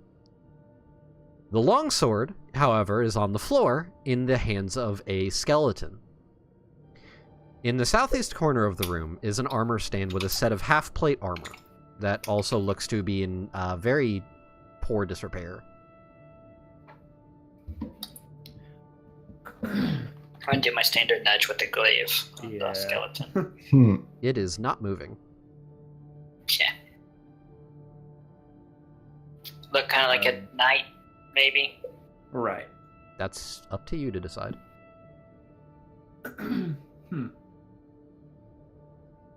Very Wait. well. What do you two think? Knight, maybe? I definitely think this was someone of discipline, and everything is very meticulously set. Aside from the warrior, or knight, or whatever he was. The only thing that we can tell for sure is that with the sword, it wasn't as good as whatever was killing him. That is Yeah. true. Eli is going to he's gonna press to digitize this room of the dust, and he's gonna pick up the sword and put it on the weapon rack. While he's doing that, I'm gonna investigate the rest of it. Sure.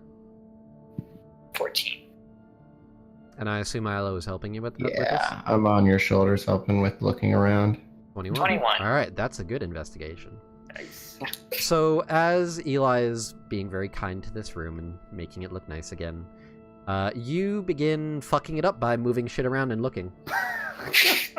Good. You, after looking around a bit, you notice a few things.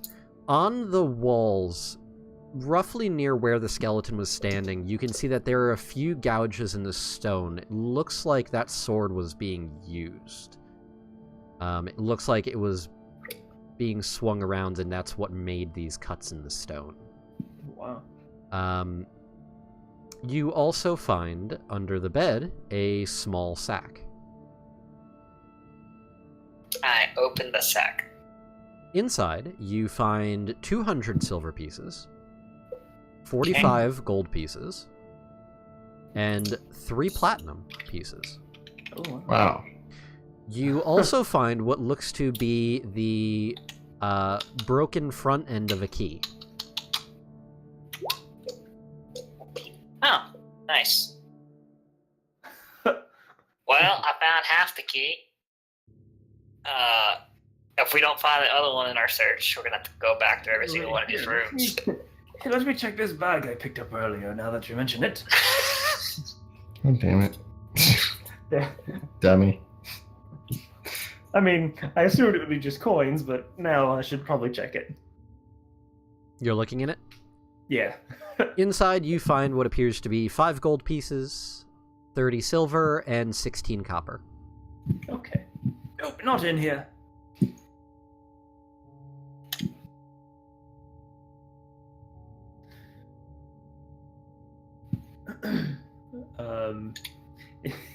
Yes, as they're moving things around. As they're done, he like sits things back to where they belong.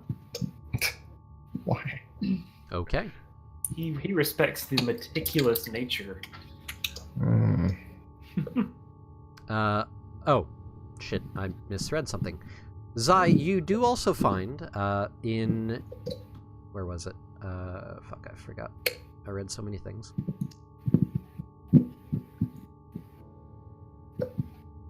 Oh god, I'm so bad at this. There we go. You find that beneath the actual sheets of the bed... I unmake the bed. Yep, you unmake the bed. In your search, you find that there is actually what appears to be a bronze, it looks like a headband, sort of fashioned in a crown. It's very plain, so it looks like it would belong to someone who's like next in line for the throne type thing. So maybe instead of a knight's room, it's a prince's room. Or whatever a duke's son is called. Or whatever, whoever owned the keep. I don't know. You being the blacksmith you are, know that something like that, being that it's old and made of bronze, would probably fetch a decent price. Bronze headband being added to my inventory. You could probably sell it for like 50 gold. If you sell it to the right person, anyways. How much in gold was all of that platinum? And because there was a couple hundred silver, which is gold. 3 platinum, which is 30 gold. 45 gold. 45 and gold, then and then 20 gold. 20. Yeah. A little chunk of change there. Yeah. For instance, that's all in random coins. Any of y'all need any money, just tell me and I'll give it to you. I don't really care for hoarding. Okay. Nowhere the shop here. That's true enough. So, shall we go to the next room? Yes, let's carry on. Alright. Alright. Making your way to the next room, you open the door and find yourself in what appears to be a very simple washroom. On the western wall is a stone seat with a chiseled tunnel that seems to go down and out into the wall out of sight. On the northern wall is what appears to be a wash basin and a dust-covered mirror. And on the south wall is what looks to be a large ovoid porcelain tub. Wait, so like a garbage chute type thing? Like a very old school looking toilet. Like, you take a Okay. shit and it goes down this tunnel into wherever the fuck it goes. God, I hope we find the other half the key. I mean, listen, it's probably big enough you could fit Ilo if you really squeeze. Oh. Plan B. Okay. What's plan B? No, that's plan S for shit. Yeah. Nothing. Don't worry about it, Ilo. For now, help me look around this room. Okay. 18. Oh god. 17 for Eli. Looking around, you don't find anything out of the ordinary. You notice a very, very dark, disgusting-looking brown smear in the tunnel. I'm gonna pretend I didn't see that. Planning ahead for when I have to throw Ilo down it. You...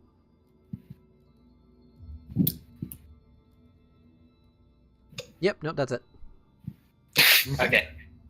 Actually, no. Moving. Oh. Oh, wait a minute. 18... 18's what you got? Yeah. Okay. Zai, you just barely made that DC. Yay. You actually looking in that slightly shit-covered tunnel also see a few very dry spatters of blood. Oh, good. Well, looks like a body was thrown down this way. Of course. I'll have to see if we can figure out where that comes out later. For now, probably next room. Very well. All right. Opening the next room, you're greeted with a very bright and vibrant room. I say that because in the center of the room, floating there, is what appears to be a now light blue ball of light. Oh, God. Hey, Simon, is that you? It kind of just bobs up in the air very slowly. Simon, I missed you. Why'd you disappear earlier? You watch as supposedly Simon goes and floats over to a thing I'm going to describe now. You find yourself in what appears to be a nursery for what is assumably an infant. In the southwest corner of the room is a wooden crib with a mobile slowly spinning above it, which is where Simon went. God, why did I do this? Hanging from the mobile are a bunch of small carved figures made of wood. You see stars, animals, various things of the sort spinning around. Against the southern wall is a wooden platform and a few torn scraps of cloth, likely a changing station. In the southeast corner of the room is a small wooden toy chest with two different childish handwritings that read Abel. A-B-E-L. In the northeastern corner of the room is a circular carpet with a wooden rocking horse and a few scattered building blocks made of hollowed-out wood. In the northwestern corner of the room is a dresser with scraps of cloth and broken glass pieces. And on the northern wall, there is a shut door. Dang it, Arch. What? More doors. This place so big. And you see, supposedly Simon floating in the crib. So Simon, or I guess I should probably say Abel. Is this your room? You see Abel change to a bright pink. Yeah, I had no idea what that means. I'm gonna pretend it means yes, though.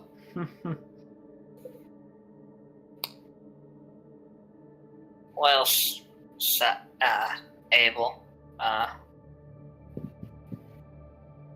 don't really know that I can help you out too much here, though.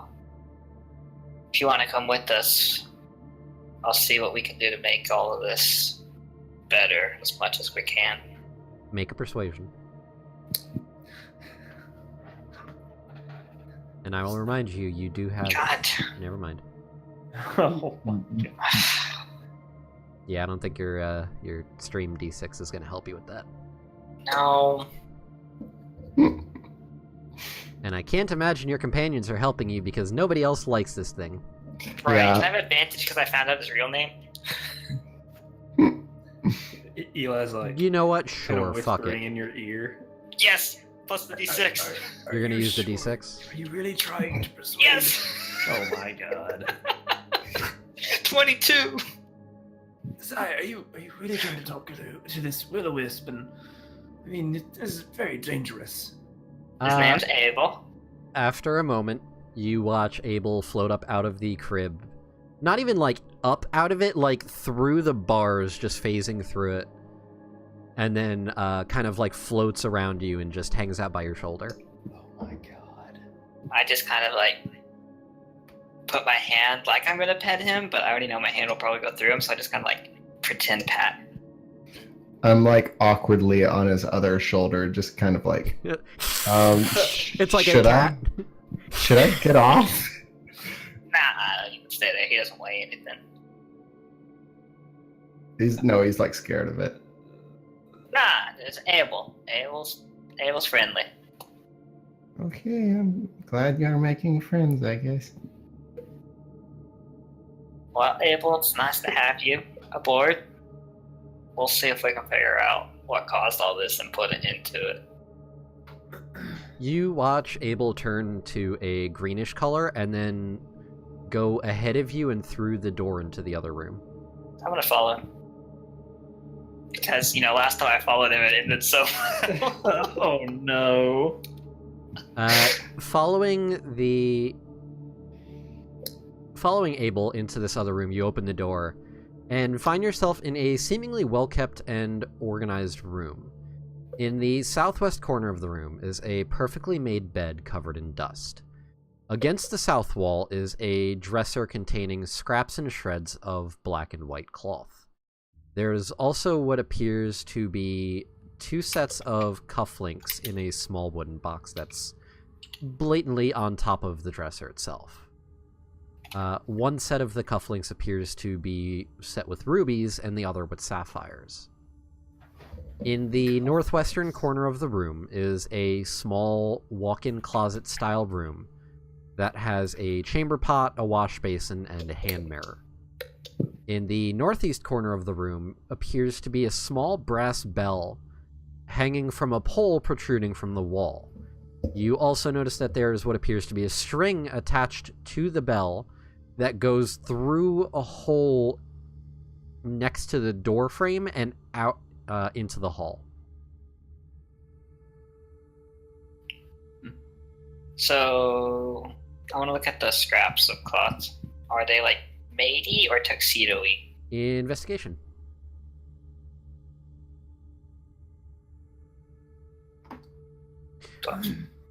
Best you can tell, from your time spent in Tharndarim, it's not the most uncommon thing for wealthy people to have servants. And those especially close to servants would typically be referred to as like a butler or a personal servant. These look to be similar attire in that style. Butler's room. Eli is gonna check out those cufflinks. Make a investigation. 9. They look nice. Okay. He's gonna. Like, you said they're in like a little box? Small Okay. wooden box. Oh, very nice. You Alright. said they were made of what now? They are both made of gold. Okay. One has rubies set into them, and the other set has sapphires. Oh, okay. Ooh, really Having nice. looked at my clothes, I want to see if I can find the other half the key in this room, maybe. Sure. Make a investigation. Eli will help with that. Oh, wow. So a 21. Yep. Looking around the room,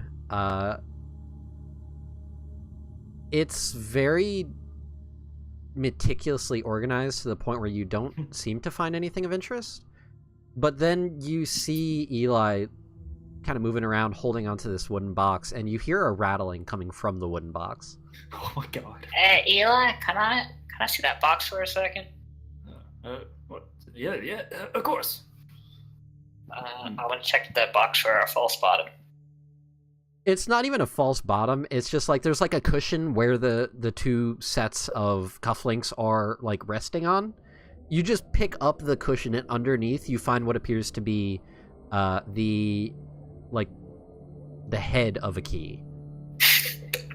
Oh, look at Noticeably, there is still the shaft missing.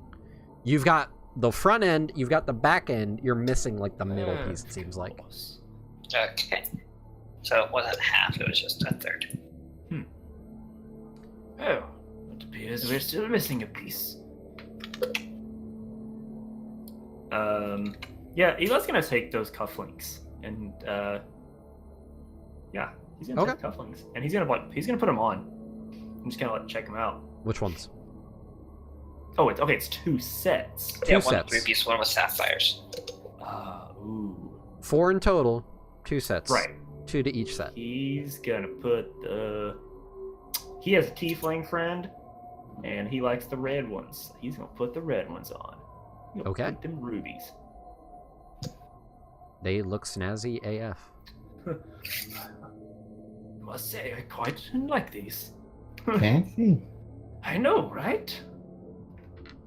And he'll put the box with the other set into his bag. Simon Abel is busy floating in the center of the room and is a very deep, deep red. Or should I with Zai, these what colors? what does that mean? He's a very deep red now. He turned red before when we were down in the room. Didn't he? He's turned all sorts of colors. That's why we called him Simon. Yeah. He was yellow then. One of them was red. Oh. I wonder what happens if here, hold on, I have an idea.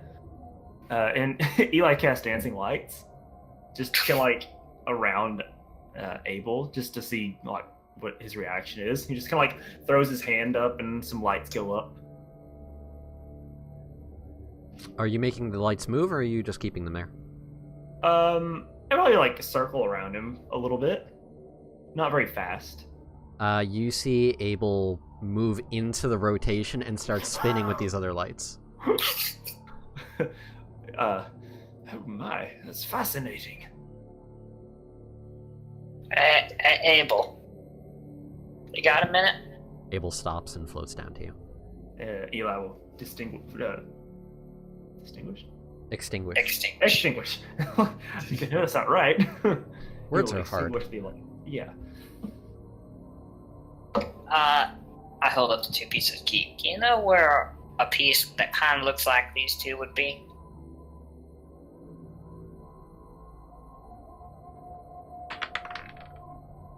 I just see a dice rolling.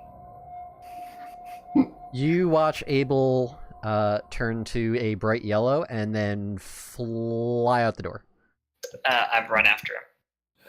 I take it that was a yes. And Eli follows. Specifically the door back into his bedroom. Okay. I follow him. We never searched the nursery.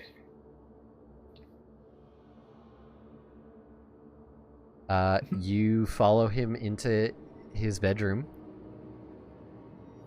And then he just kind of starts spinning in circles in a figure 8. I don't. I suppose. Is he we're doing it supposed like? to- Is he doing it in the middle of the room? Yeah. I suppose we should search the room. Yeah, guess so. 22. I'll do it mine too. I'll actually use the advantage button this time instead of rolling 2. Yeah, I'm just helping you. Both of you look around very extensively in the room, and you don't actually find anything. don't. Except, looking in Abel's crib, you see what appear to be splatters of blood on the inside. Oh, yeah. Oh. Kind of called that. I want to check out the mobile specifically. See if there's anything up with that, or if it's just normal. There's blood on that as well. Okay. Abel? I can't really find what we're looking for. Do you have anything more specific that we should look at? Abel turns a deep purple and kind of floats down low to the ground.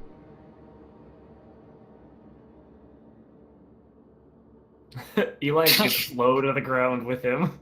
Yeah, he looks like the crew. You wait a moment and you just kind of watch, and then Abel suddenly turns to like a bright yellow again, goes back up to eye height, and then flies out the door into the hallway. Well, I'm gonna run after him again. You watch him go zooming down this hallway, I really Back hope down- it doesn't go to the back child's down room. south into Thomas and Hannah's room. Abel, we found that one already. You watch Abel just keep going, and then zip right into the door. Okay, I go in there after him. Yeah. I'm hobbling after. Oh, goodness. Oh, goodness. You follow in, and you see him floating in the center of the room again, doing another figure eight.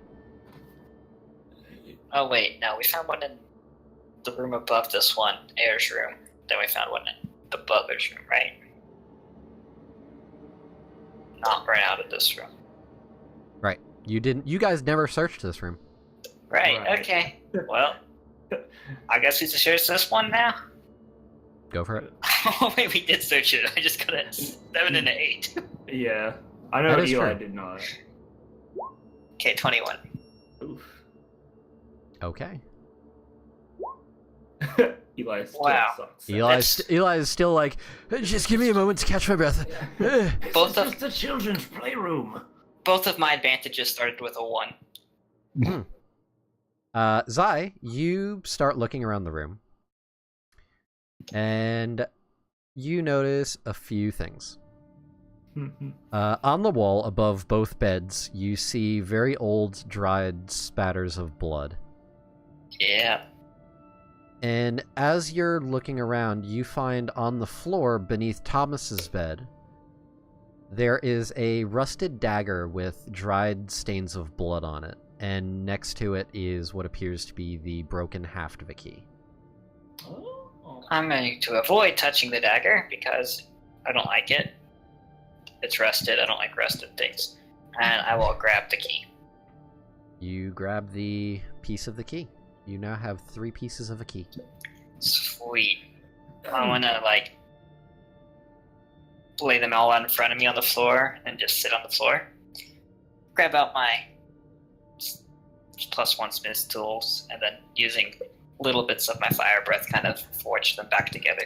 You don't even need to. You take the 3 pieces of the key and lay them out in front of you, and as you begin pulling out your blacksmithing pieces, you watch as the broken ends of the 3 pieces of the key glow a faint bluish purple. And one by one, almost like magnets, just kind of zoop, and reattach together. Well, now that's just cheap.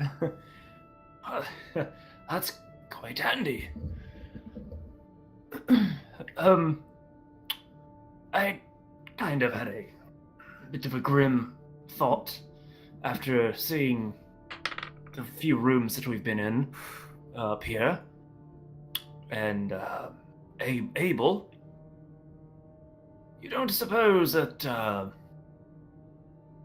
he, gets, he, whispers into Zai's ear.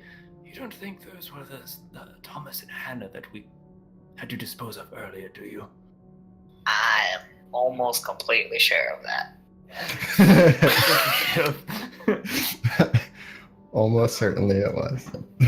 So, oh boy. Well, let's never talk about this again. Agreed. He just kind of straightens his jacket. Carry on. You see Faith actually step forward, and she looks at the now assembled key, and she goes, "You know, I have heard about things like this." It's Keys? simple magic, really. Things like what, Faith? The key, things like that, they're not... If a key is broken like that, and magic is able to reassemble it like that, usually it's specifically for a magic lock, and typically if there's a magic lock, there's a reason why it's locked. Oh, right. It is our job to look at everything here, though. That is true. I'm just saying. We should be Yeah. careful. Well, of course we're going to be careful. We're not going to just rush in. I mean, that's what you guys have been doing. Yeah, but for something with this kind of thing, I think we'll probably take it a little bit more carefully. Especially if you're saying... Precisely. Okay. Just wanted You to think, say. you think this might be for that cellar door, though? Unless it's for the other whatever is at the end of this hallway. Well, we can go try it. Or we can continue on. Yeah. Let's try looking around the rest of upstairs first. Very well. Where are you guys heading then? The only place you haven't been to yet. Alright. Making your way to the end of the hall and turning right, you find that the hallway extends further down. At the end of this long hallway is a single wooden door, a bit more ornately designed with 2 iron bands that have a bit more intricate designs to them of vines with flowers and things of that nature. And the door is currently semi-cracked open. Okay. I don't know that I really trust how ornate this door is. Let's maybe take it a little bit more carefully than we have the past couple rooms. Very well. Let us move forward. I could be sneaky. Yeah, Isla, why don't you go try that? Okay. I'm gonna sneak up there and see. Make a stealth check. 17. The fact that you're rolling says enough. Okay. You sneak up to the door. Okay. I'm going to not touch the door Uh-huh. at all and peek inside the room. From where you currently are, Mm-hmm. you can see... Let me make sure I get the description right. Oh god, this is going to be a pain in the ass. You see what appears to be a fantastical room, decorated with dusty and torn satin and velvet pillows scattered across the floor. Along the ceiling, you can see trails of cobwebs that cling to red and purple cloth that covers much of the ceiling in an interweaving design. From the angle you have, all you can see is that there is a large, exotic-looking carpet in the direct center of the room. And there is... where is it? Against the eastern wall is a canopy-covered king-sized bed, covered in exotic bedding with crisscrossing floral patterns in an elvish design. You also see that currently standing at the foot of the bed, or rather, one of them is standing, there are 2 figures. One appears to be some sort of undead creature in that it's very skeletal in figure with bits of flesh and skin still clinging to it. It appears to be wearing very once fine armor. You notice at its waist it has what appears to be a... Oh god, what was the... There it is. A longsword. On the creature's back you can see that it also has a long bow with a quiver of arrows. The creature also appears to have what looks like a crown of gold with several gems encrusted in it upon its head. Floating next to this figure appears to be a semi-translucent or transparent female figure. No legs, more so just kind of a wispy form The upper torso appearing as nothing more than a simple cloth-covered woman with long flowing hair that seems to almost defy gravity and float above her shoulders. And the two of them appear to be looking at each other. If I wait just a second and watch them, do they do anything outside of stare at each other? You actually watch for a moment, and you see that the figure with the crown on their head actually reaches up and kind of like gently brushes its hand against the floating figure's cheek. The almost skeletal fingers seem to pass through the ghostly figure. And you watch as the ghostly figure similarly takes a hand and runs it along the skeletal figure's cheek, and similarly passes through. Okay. I'm gonna quietly return. So, there's something in there. It looks bad. Is a skeleton man wearing a crown, and there is a floating woman.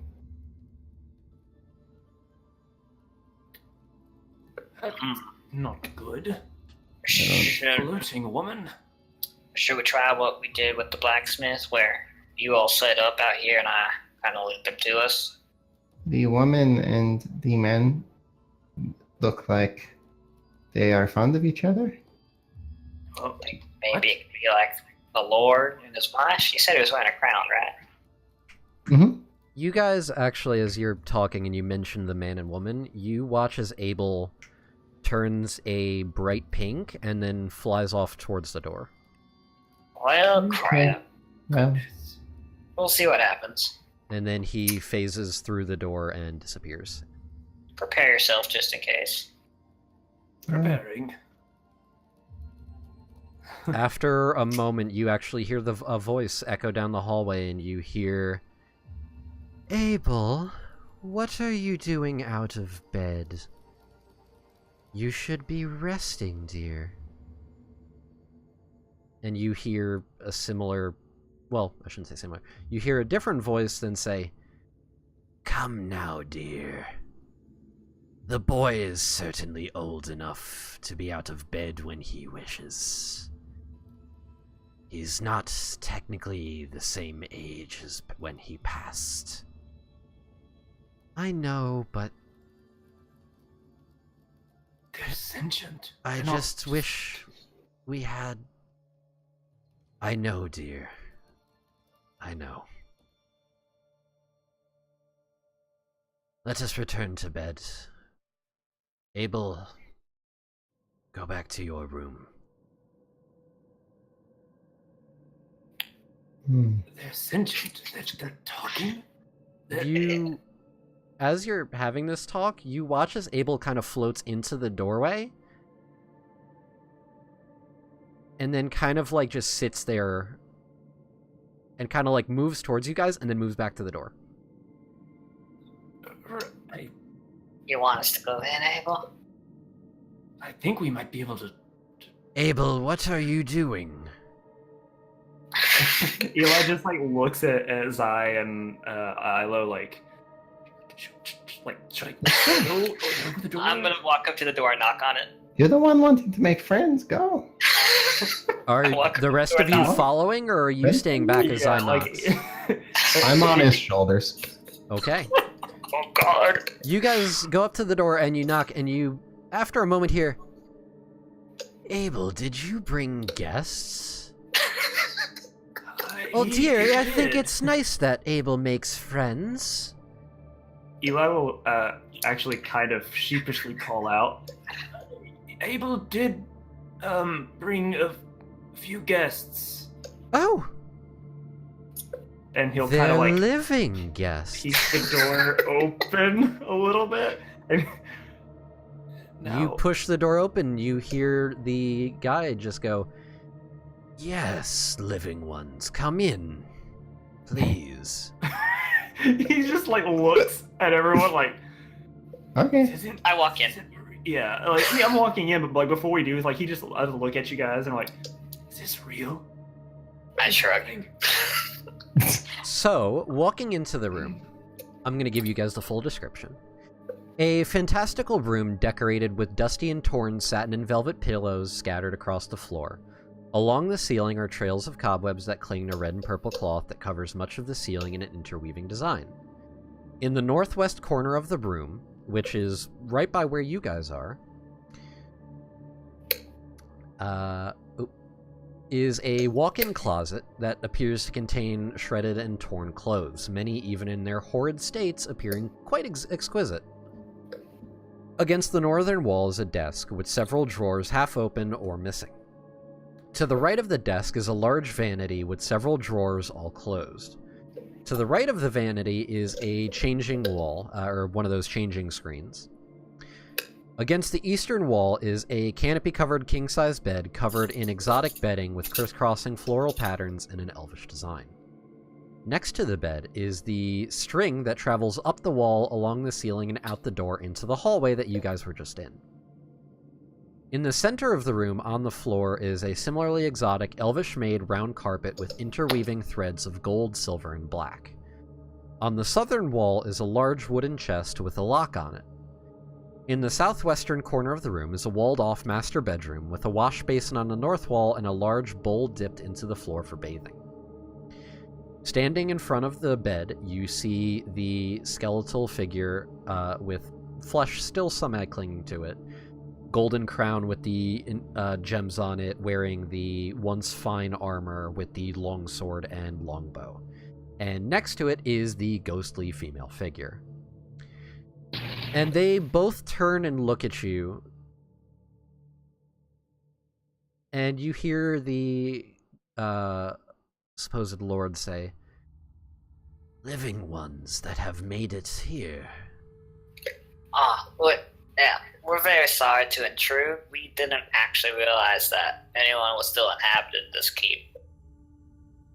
There are none who inhabit this keep, just the dead. Well, And the dead keep it. you seem to be inhabiting it pretty well for being dead. How are you?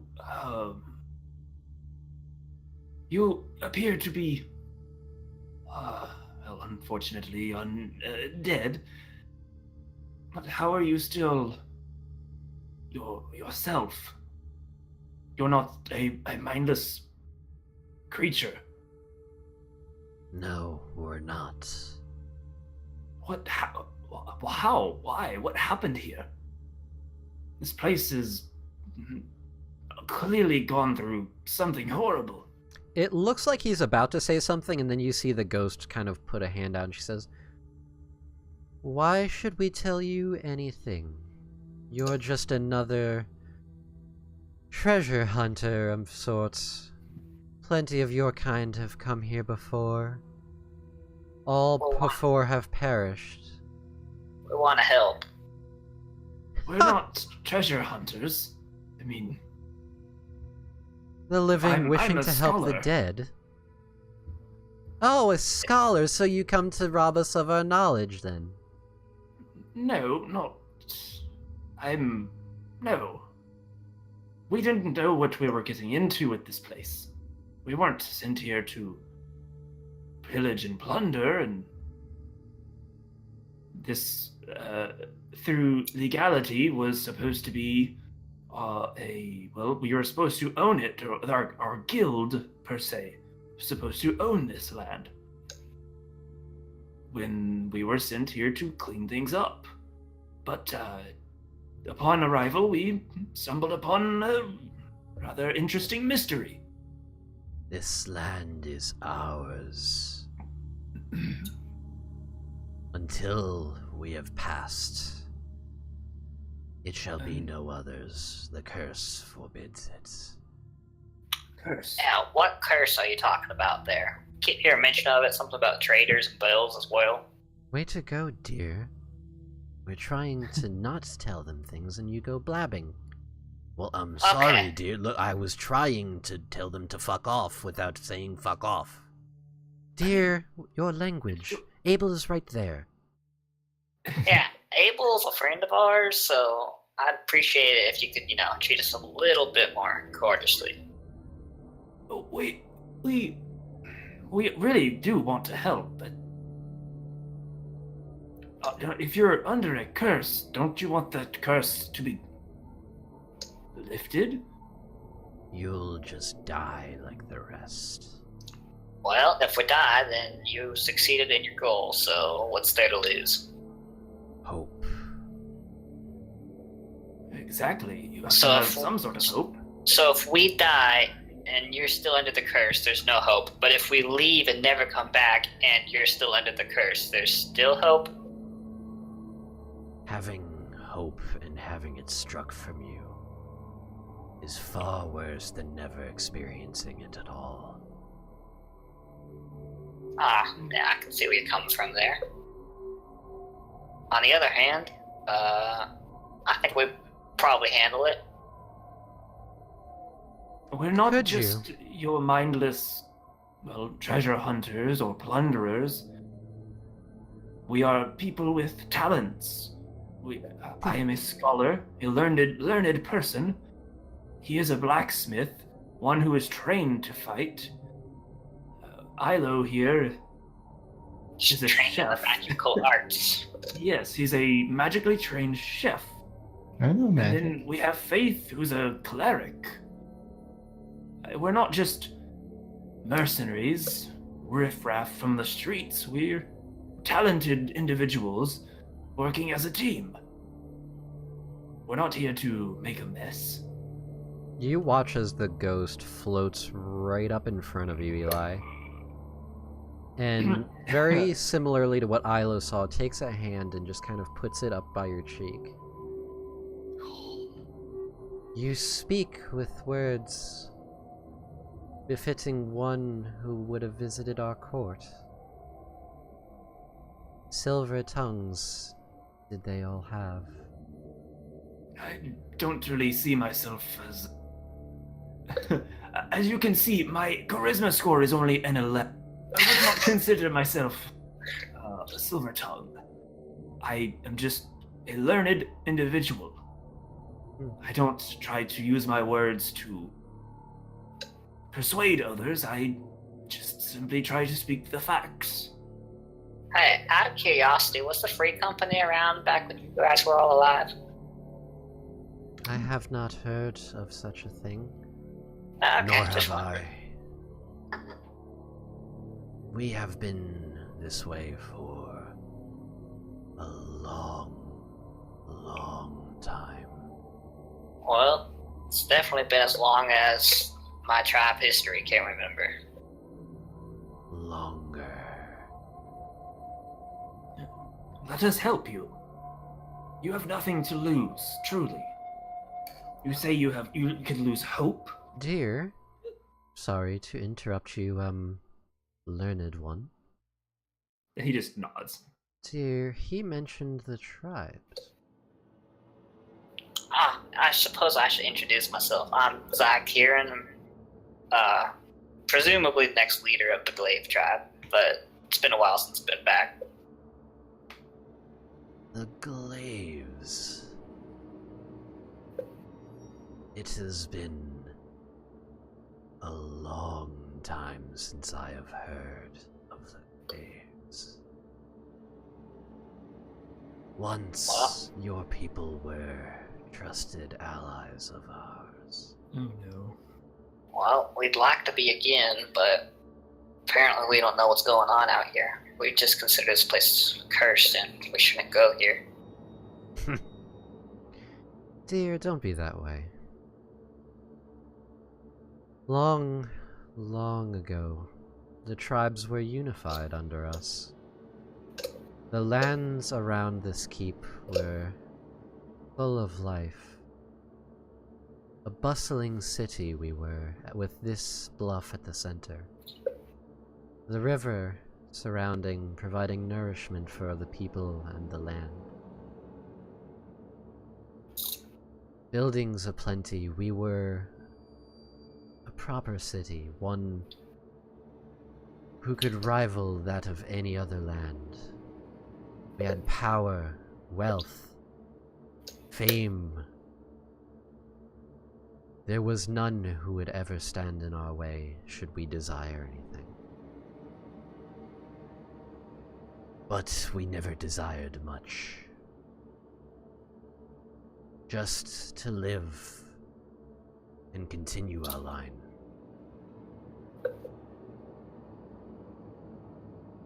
And it seems that we angered the gods because of it.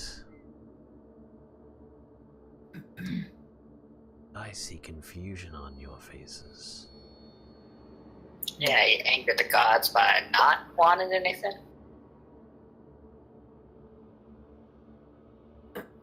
I don't see how the gods have anything to do with this. Tell me, what do you know of the gods? Not much. Basically their philosophies, that's about it. Is that what they have degenerated to? Yeah? Faith here might know more about it. You see Faith actually look as confused as the rest of you. But I guess not. It seems that, for all your scholarly knowledge, learned one, that you don't know things as they were. It would appear so, but I'm always curious to learn. Dear, you're better with these things. Very well. Perhaps if I explain what has happened, you will understand. Eli gets this like snap moment of, oh yes, sweet. He like pulls a like note, like a little pad and like quill to like take notes. The gods are very much as real as you and I, or as I was. They do not exist the same way that we do, however. They are everywhere and nowhere. They are part of the land. And you, in fact, and you see, because she's still in front of you, Eli, she actually reaches over, and her hand seems to just shift through your bag, and comes back out holding the black and gold book. Holy moly. Okay, well... It seems that you actually stumbled upon some of the very information I am going to share. That was one of the... We passed through the library earlier, and it was pretty much the only thing that was worth salvaging. I imagine so. And just to, like, remind you, it's, like, wrapped up. Mm-hmm. Okay. To keep it nice and safe. Allow me to recite the book in a more summarized manner, for it is one that we have all read in our time. During our time, it was common knowledge. When the world was first created, there were 6 gods, each of them with their own titanic power, created from the coalescing of the world itself. However, the world itself was nothing more than an empty void, barren of anything save these 6 entities in the infinite space around them. One of the gods, the god above, as you know it, did not mind this vast space, for it allowed them the freedom to go wherever they pleased, with only the others to get in their way. They acknowledged that it wasn't aesthetically pleasing, at least not when compared to themselves, but did not see how to remedy that. One of the others, the god below, as you know it, did not enjoy the open space, and only desired somewhere secluded and withdrawn from the others to spend their time in. Another, the god of Earth. Seeing their dear friend, in their eyes, uncomfortable, resolved to remedy the issue by creating somewhere to live within this void. Thus, Earth created a floating sphere of land, which they called Earth, as well as calling themselves that. The other gods became aware of this new object occupying the space, and decided to all participate in this creation so they may all live there. Fire instilled the power of their passion and their fury into the land, creating flames, melting the inside of the floating object, but retaining its spherical appearance. Thus, lava was created, and magma. Water covered the entire sphere in a massive ocean which clashed with the magma, creating land masses. Air created currents around the sphere so there would forever be winds to ride and fly free on. Above enjoyed the idea of this new world after seeing all the others had done, and aided in creating the sky by guiding the others. They helped in creating life on the world so others would be there to inhabit it with them. Below, seeing this life being breathed into the world, created the below where those who perished could join them in their solitude.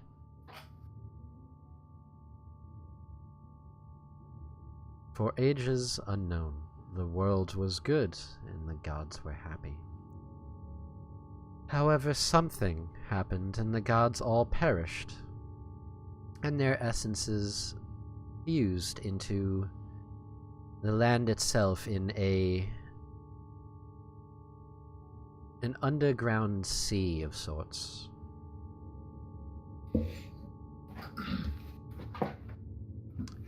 That is the truth that it seems that your people have lacked for these many ages.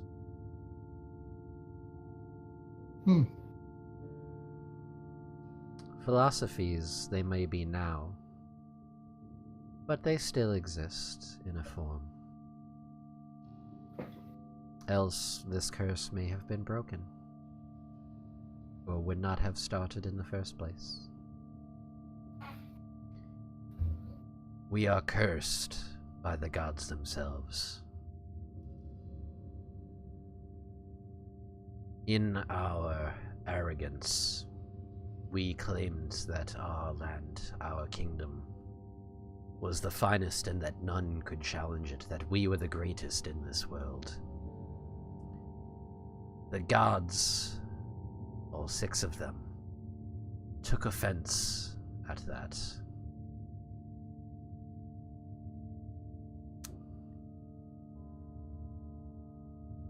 And so they cursed us, but not before taking everything away, piece by piece.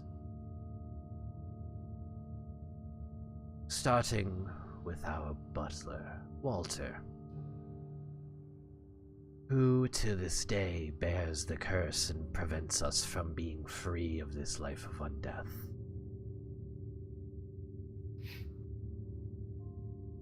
Walter became possessed by the gods, the first to succumb to the curse and become something undead.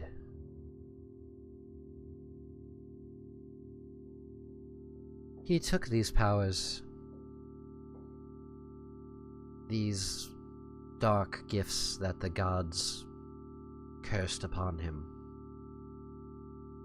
and slew our family one by one, starting with Abel. And you guys see Abel actually turns a deep dark blue, very depressing color. I am sorry, Abel. I don't mean to bring up bad memories. He then went and visited our eldest son, Garrett. Or sorry, not Garrett. What the fuck was it? I was hoping I was gonna be able to get through this without looking at my notes. I was doing really well today. Thomas? No, not Thomas. Okay. There it is. He then slew our eldest child, Bryce. Bryce was to be next in line for our throne when we passed away. He was able to avoid the curse. He was not brought back. He is in the afterlife, waiting for us. At least, that is what we tell ourselves. He then killed our two twins, Hannah and Thomas. And then he paid us a visit while we were all sleeping. And you can see what became of us. And you see the skeletal figure make a gesture towards the two of them. We know that he is locked in the cellar of this keep. He has locked himself in there, and it seems that you have the means to access that room. But if you truly wish to help, then I warn you that he is by far more dangerous than even we.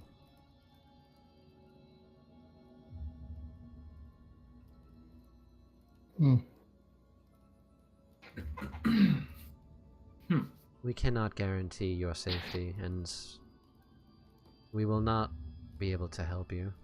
The curse has locked us to our room here.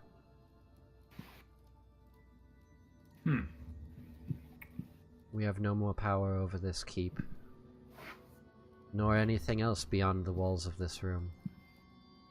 That all is in the hands of Walter. That you made it this far to our room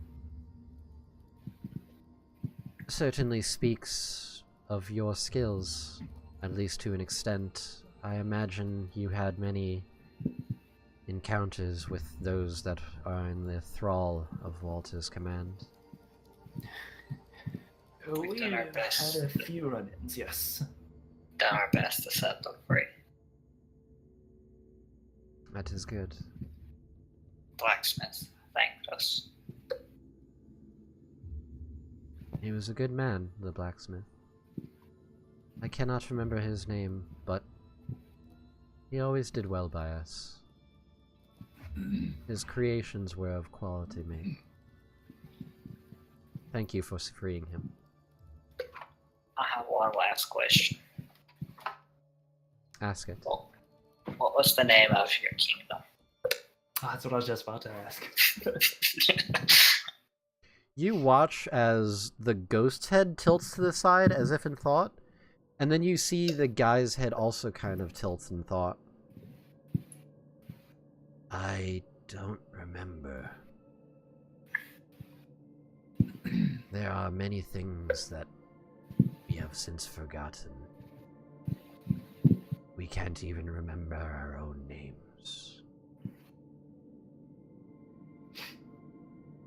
The only thing that we remember of each other besides fractured memories is our love for each other.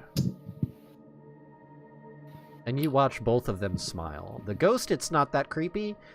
Skeletal figure, it is very creepy looking smile.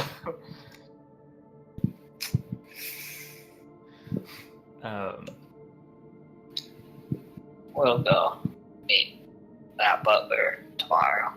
He is as powerful as you say he is. We're gonna need to be well rested if we have any chance. Where are you staying? Stay in the barracks last night. That didn't go so well. It doesn't really have a door or windows anymore, so probably have to find someplace else. I fear that you're not going to be safe anywhere here. If it's like it was last night, we could probably take care of it. What transpired last night? 5 undead came and attacked us. Of what sort? Zombies. It Think- was the yeah. your servants. It appeared the servants had been raised and attacked us.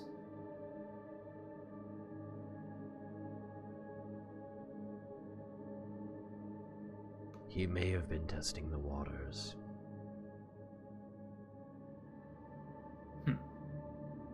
When I was alive, I was well known for my tactical prowess. If I were in his shoes, I would be testing you to see what it would take to take you down. So, in your tactical opinion, could we just camp out outside the keep? You would have to go a bit further than that. So no. Okay. The reach of our kingdom, even crumbled as it may be, our lands are vast. Safety is not a commodity we have here. Well, we'll manage somehow.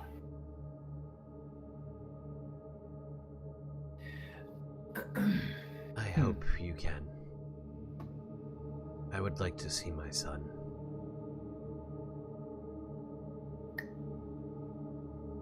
I would like to We'll see try. all of my children. We'll try our best. Speaking of which, dear, where is Thomas and Hannah? They both kind of pause and then they look at you guys. I don't say anything. Abel turns a very bright pink.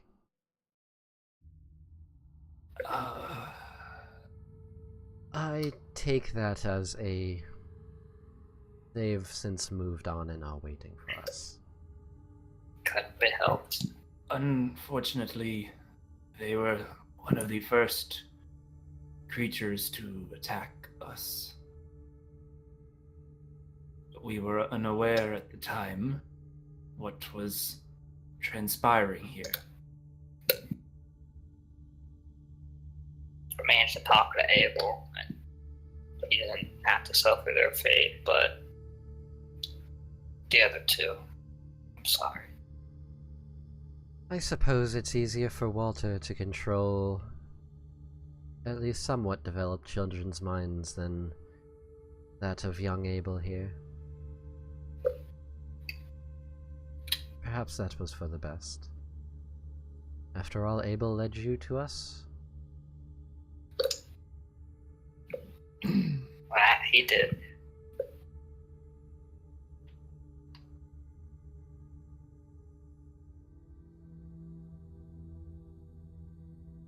If you would Well- like to stay here in this room with us, we cannot guarantee your safety, but at least you can stay in comfort.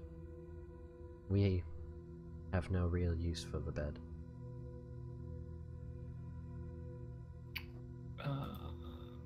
If you are attacked in the night, we will not be able to help you, though. Just as long as Walter can't control you two as well. We don't know. That being the case, I appreciate the offer, but we may need to find someplace else. I understand. No offense. As kind as my wife's offer is, it is not tactically sound. There is what appeared to be a safe room of sorts. That could be an option. My escape chamber. Yes. Walter was aware of it. Right. There is nowhere in this land that you can hide he will not know of. Well, I understand that. Hiding may not be an option. It's more along the lines of, if we're in there, they can only get those from two places instead of two. Multiple windows and doors. Right. That is a fair argument. And it is of sound construction as well.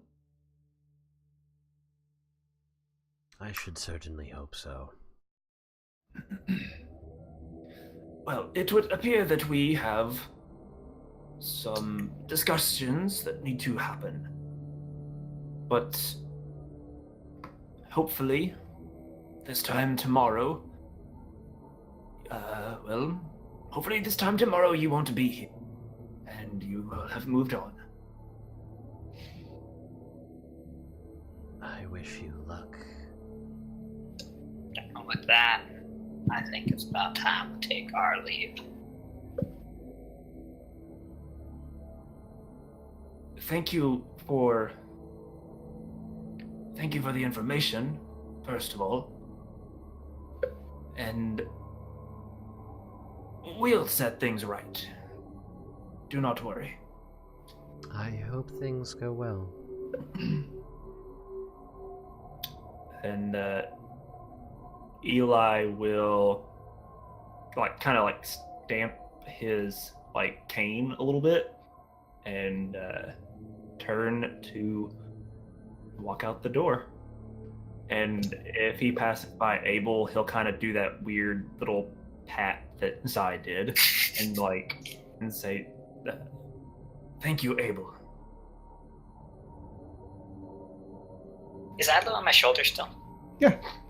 Okay. I'll do a little half bow thing while using my other hand to keep Ilo stable. All right, he can balance. And then turn around and leave. You guys start making your way out, and Abel starts following you, and then you hear, Abel. It would not be safe for you. Stay with your parents. Alright, Abel. Now's a good time to spend a little bit of time with them. Don't know what's gonna happen tomorrow. We'll see you later, okay? You watch Abel kind of just float there for a second, then zip back into his parents' room. And the door closes behind you. And I think that is a good time for us to call it a night. No, it's not. It's gonna be forever before we get to play again. Which means next time you guys are going to have a boss fight on your hands. You just, Yes, we you just will. hear Eli just let out this sigh of oh goodness. Right, so let's go around, find out where we can find everybody, and what your favorite part of tonight was. Let's start with Kyle. Oh boy, you can find me on Twitter at RageQuitKyle. And oh man. I think my favorite part is gonna be the scary conversation with the people. Scared conversation with the people? Scary conversation with the scary people. Which people? The ones With that just undead people. Oh, I thought you were talking about like the whispering echo memory thing. oh yeah, that's Oh yeah, that's a thing that happened, right?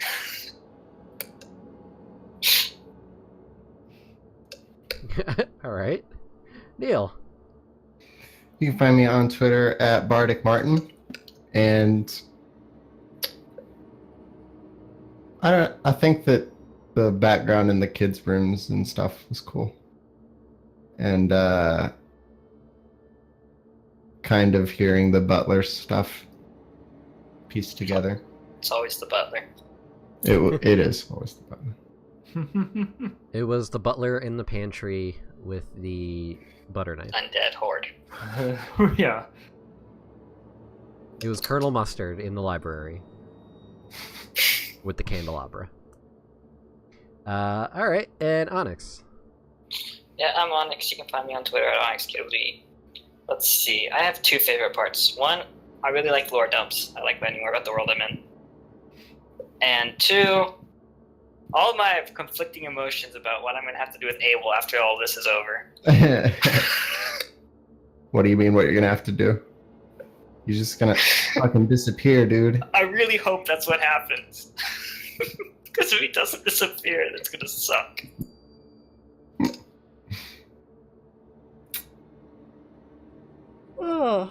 Excuse me. But yeah, that's my two things. Alright.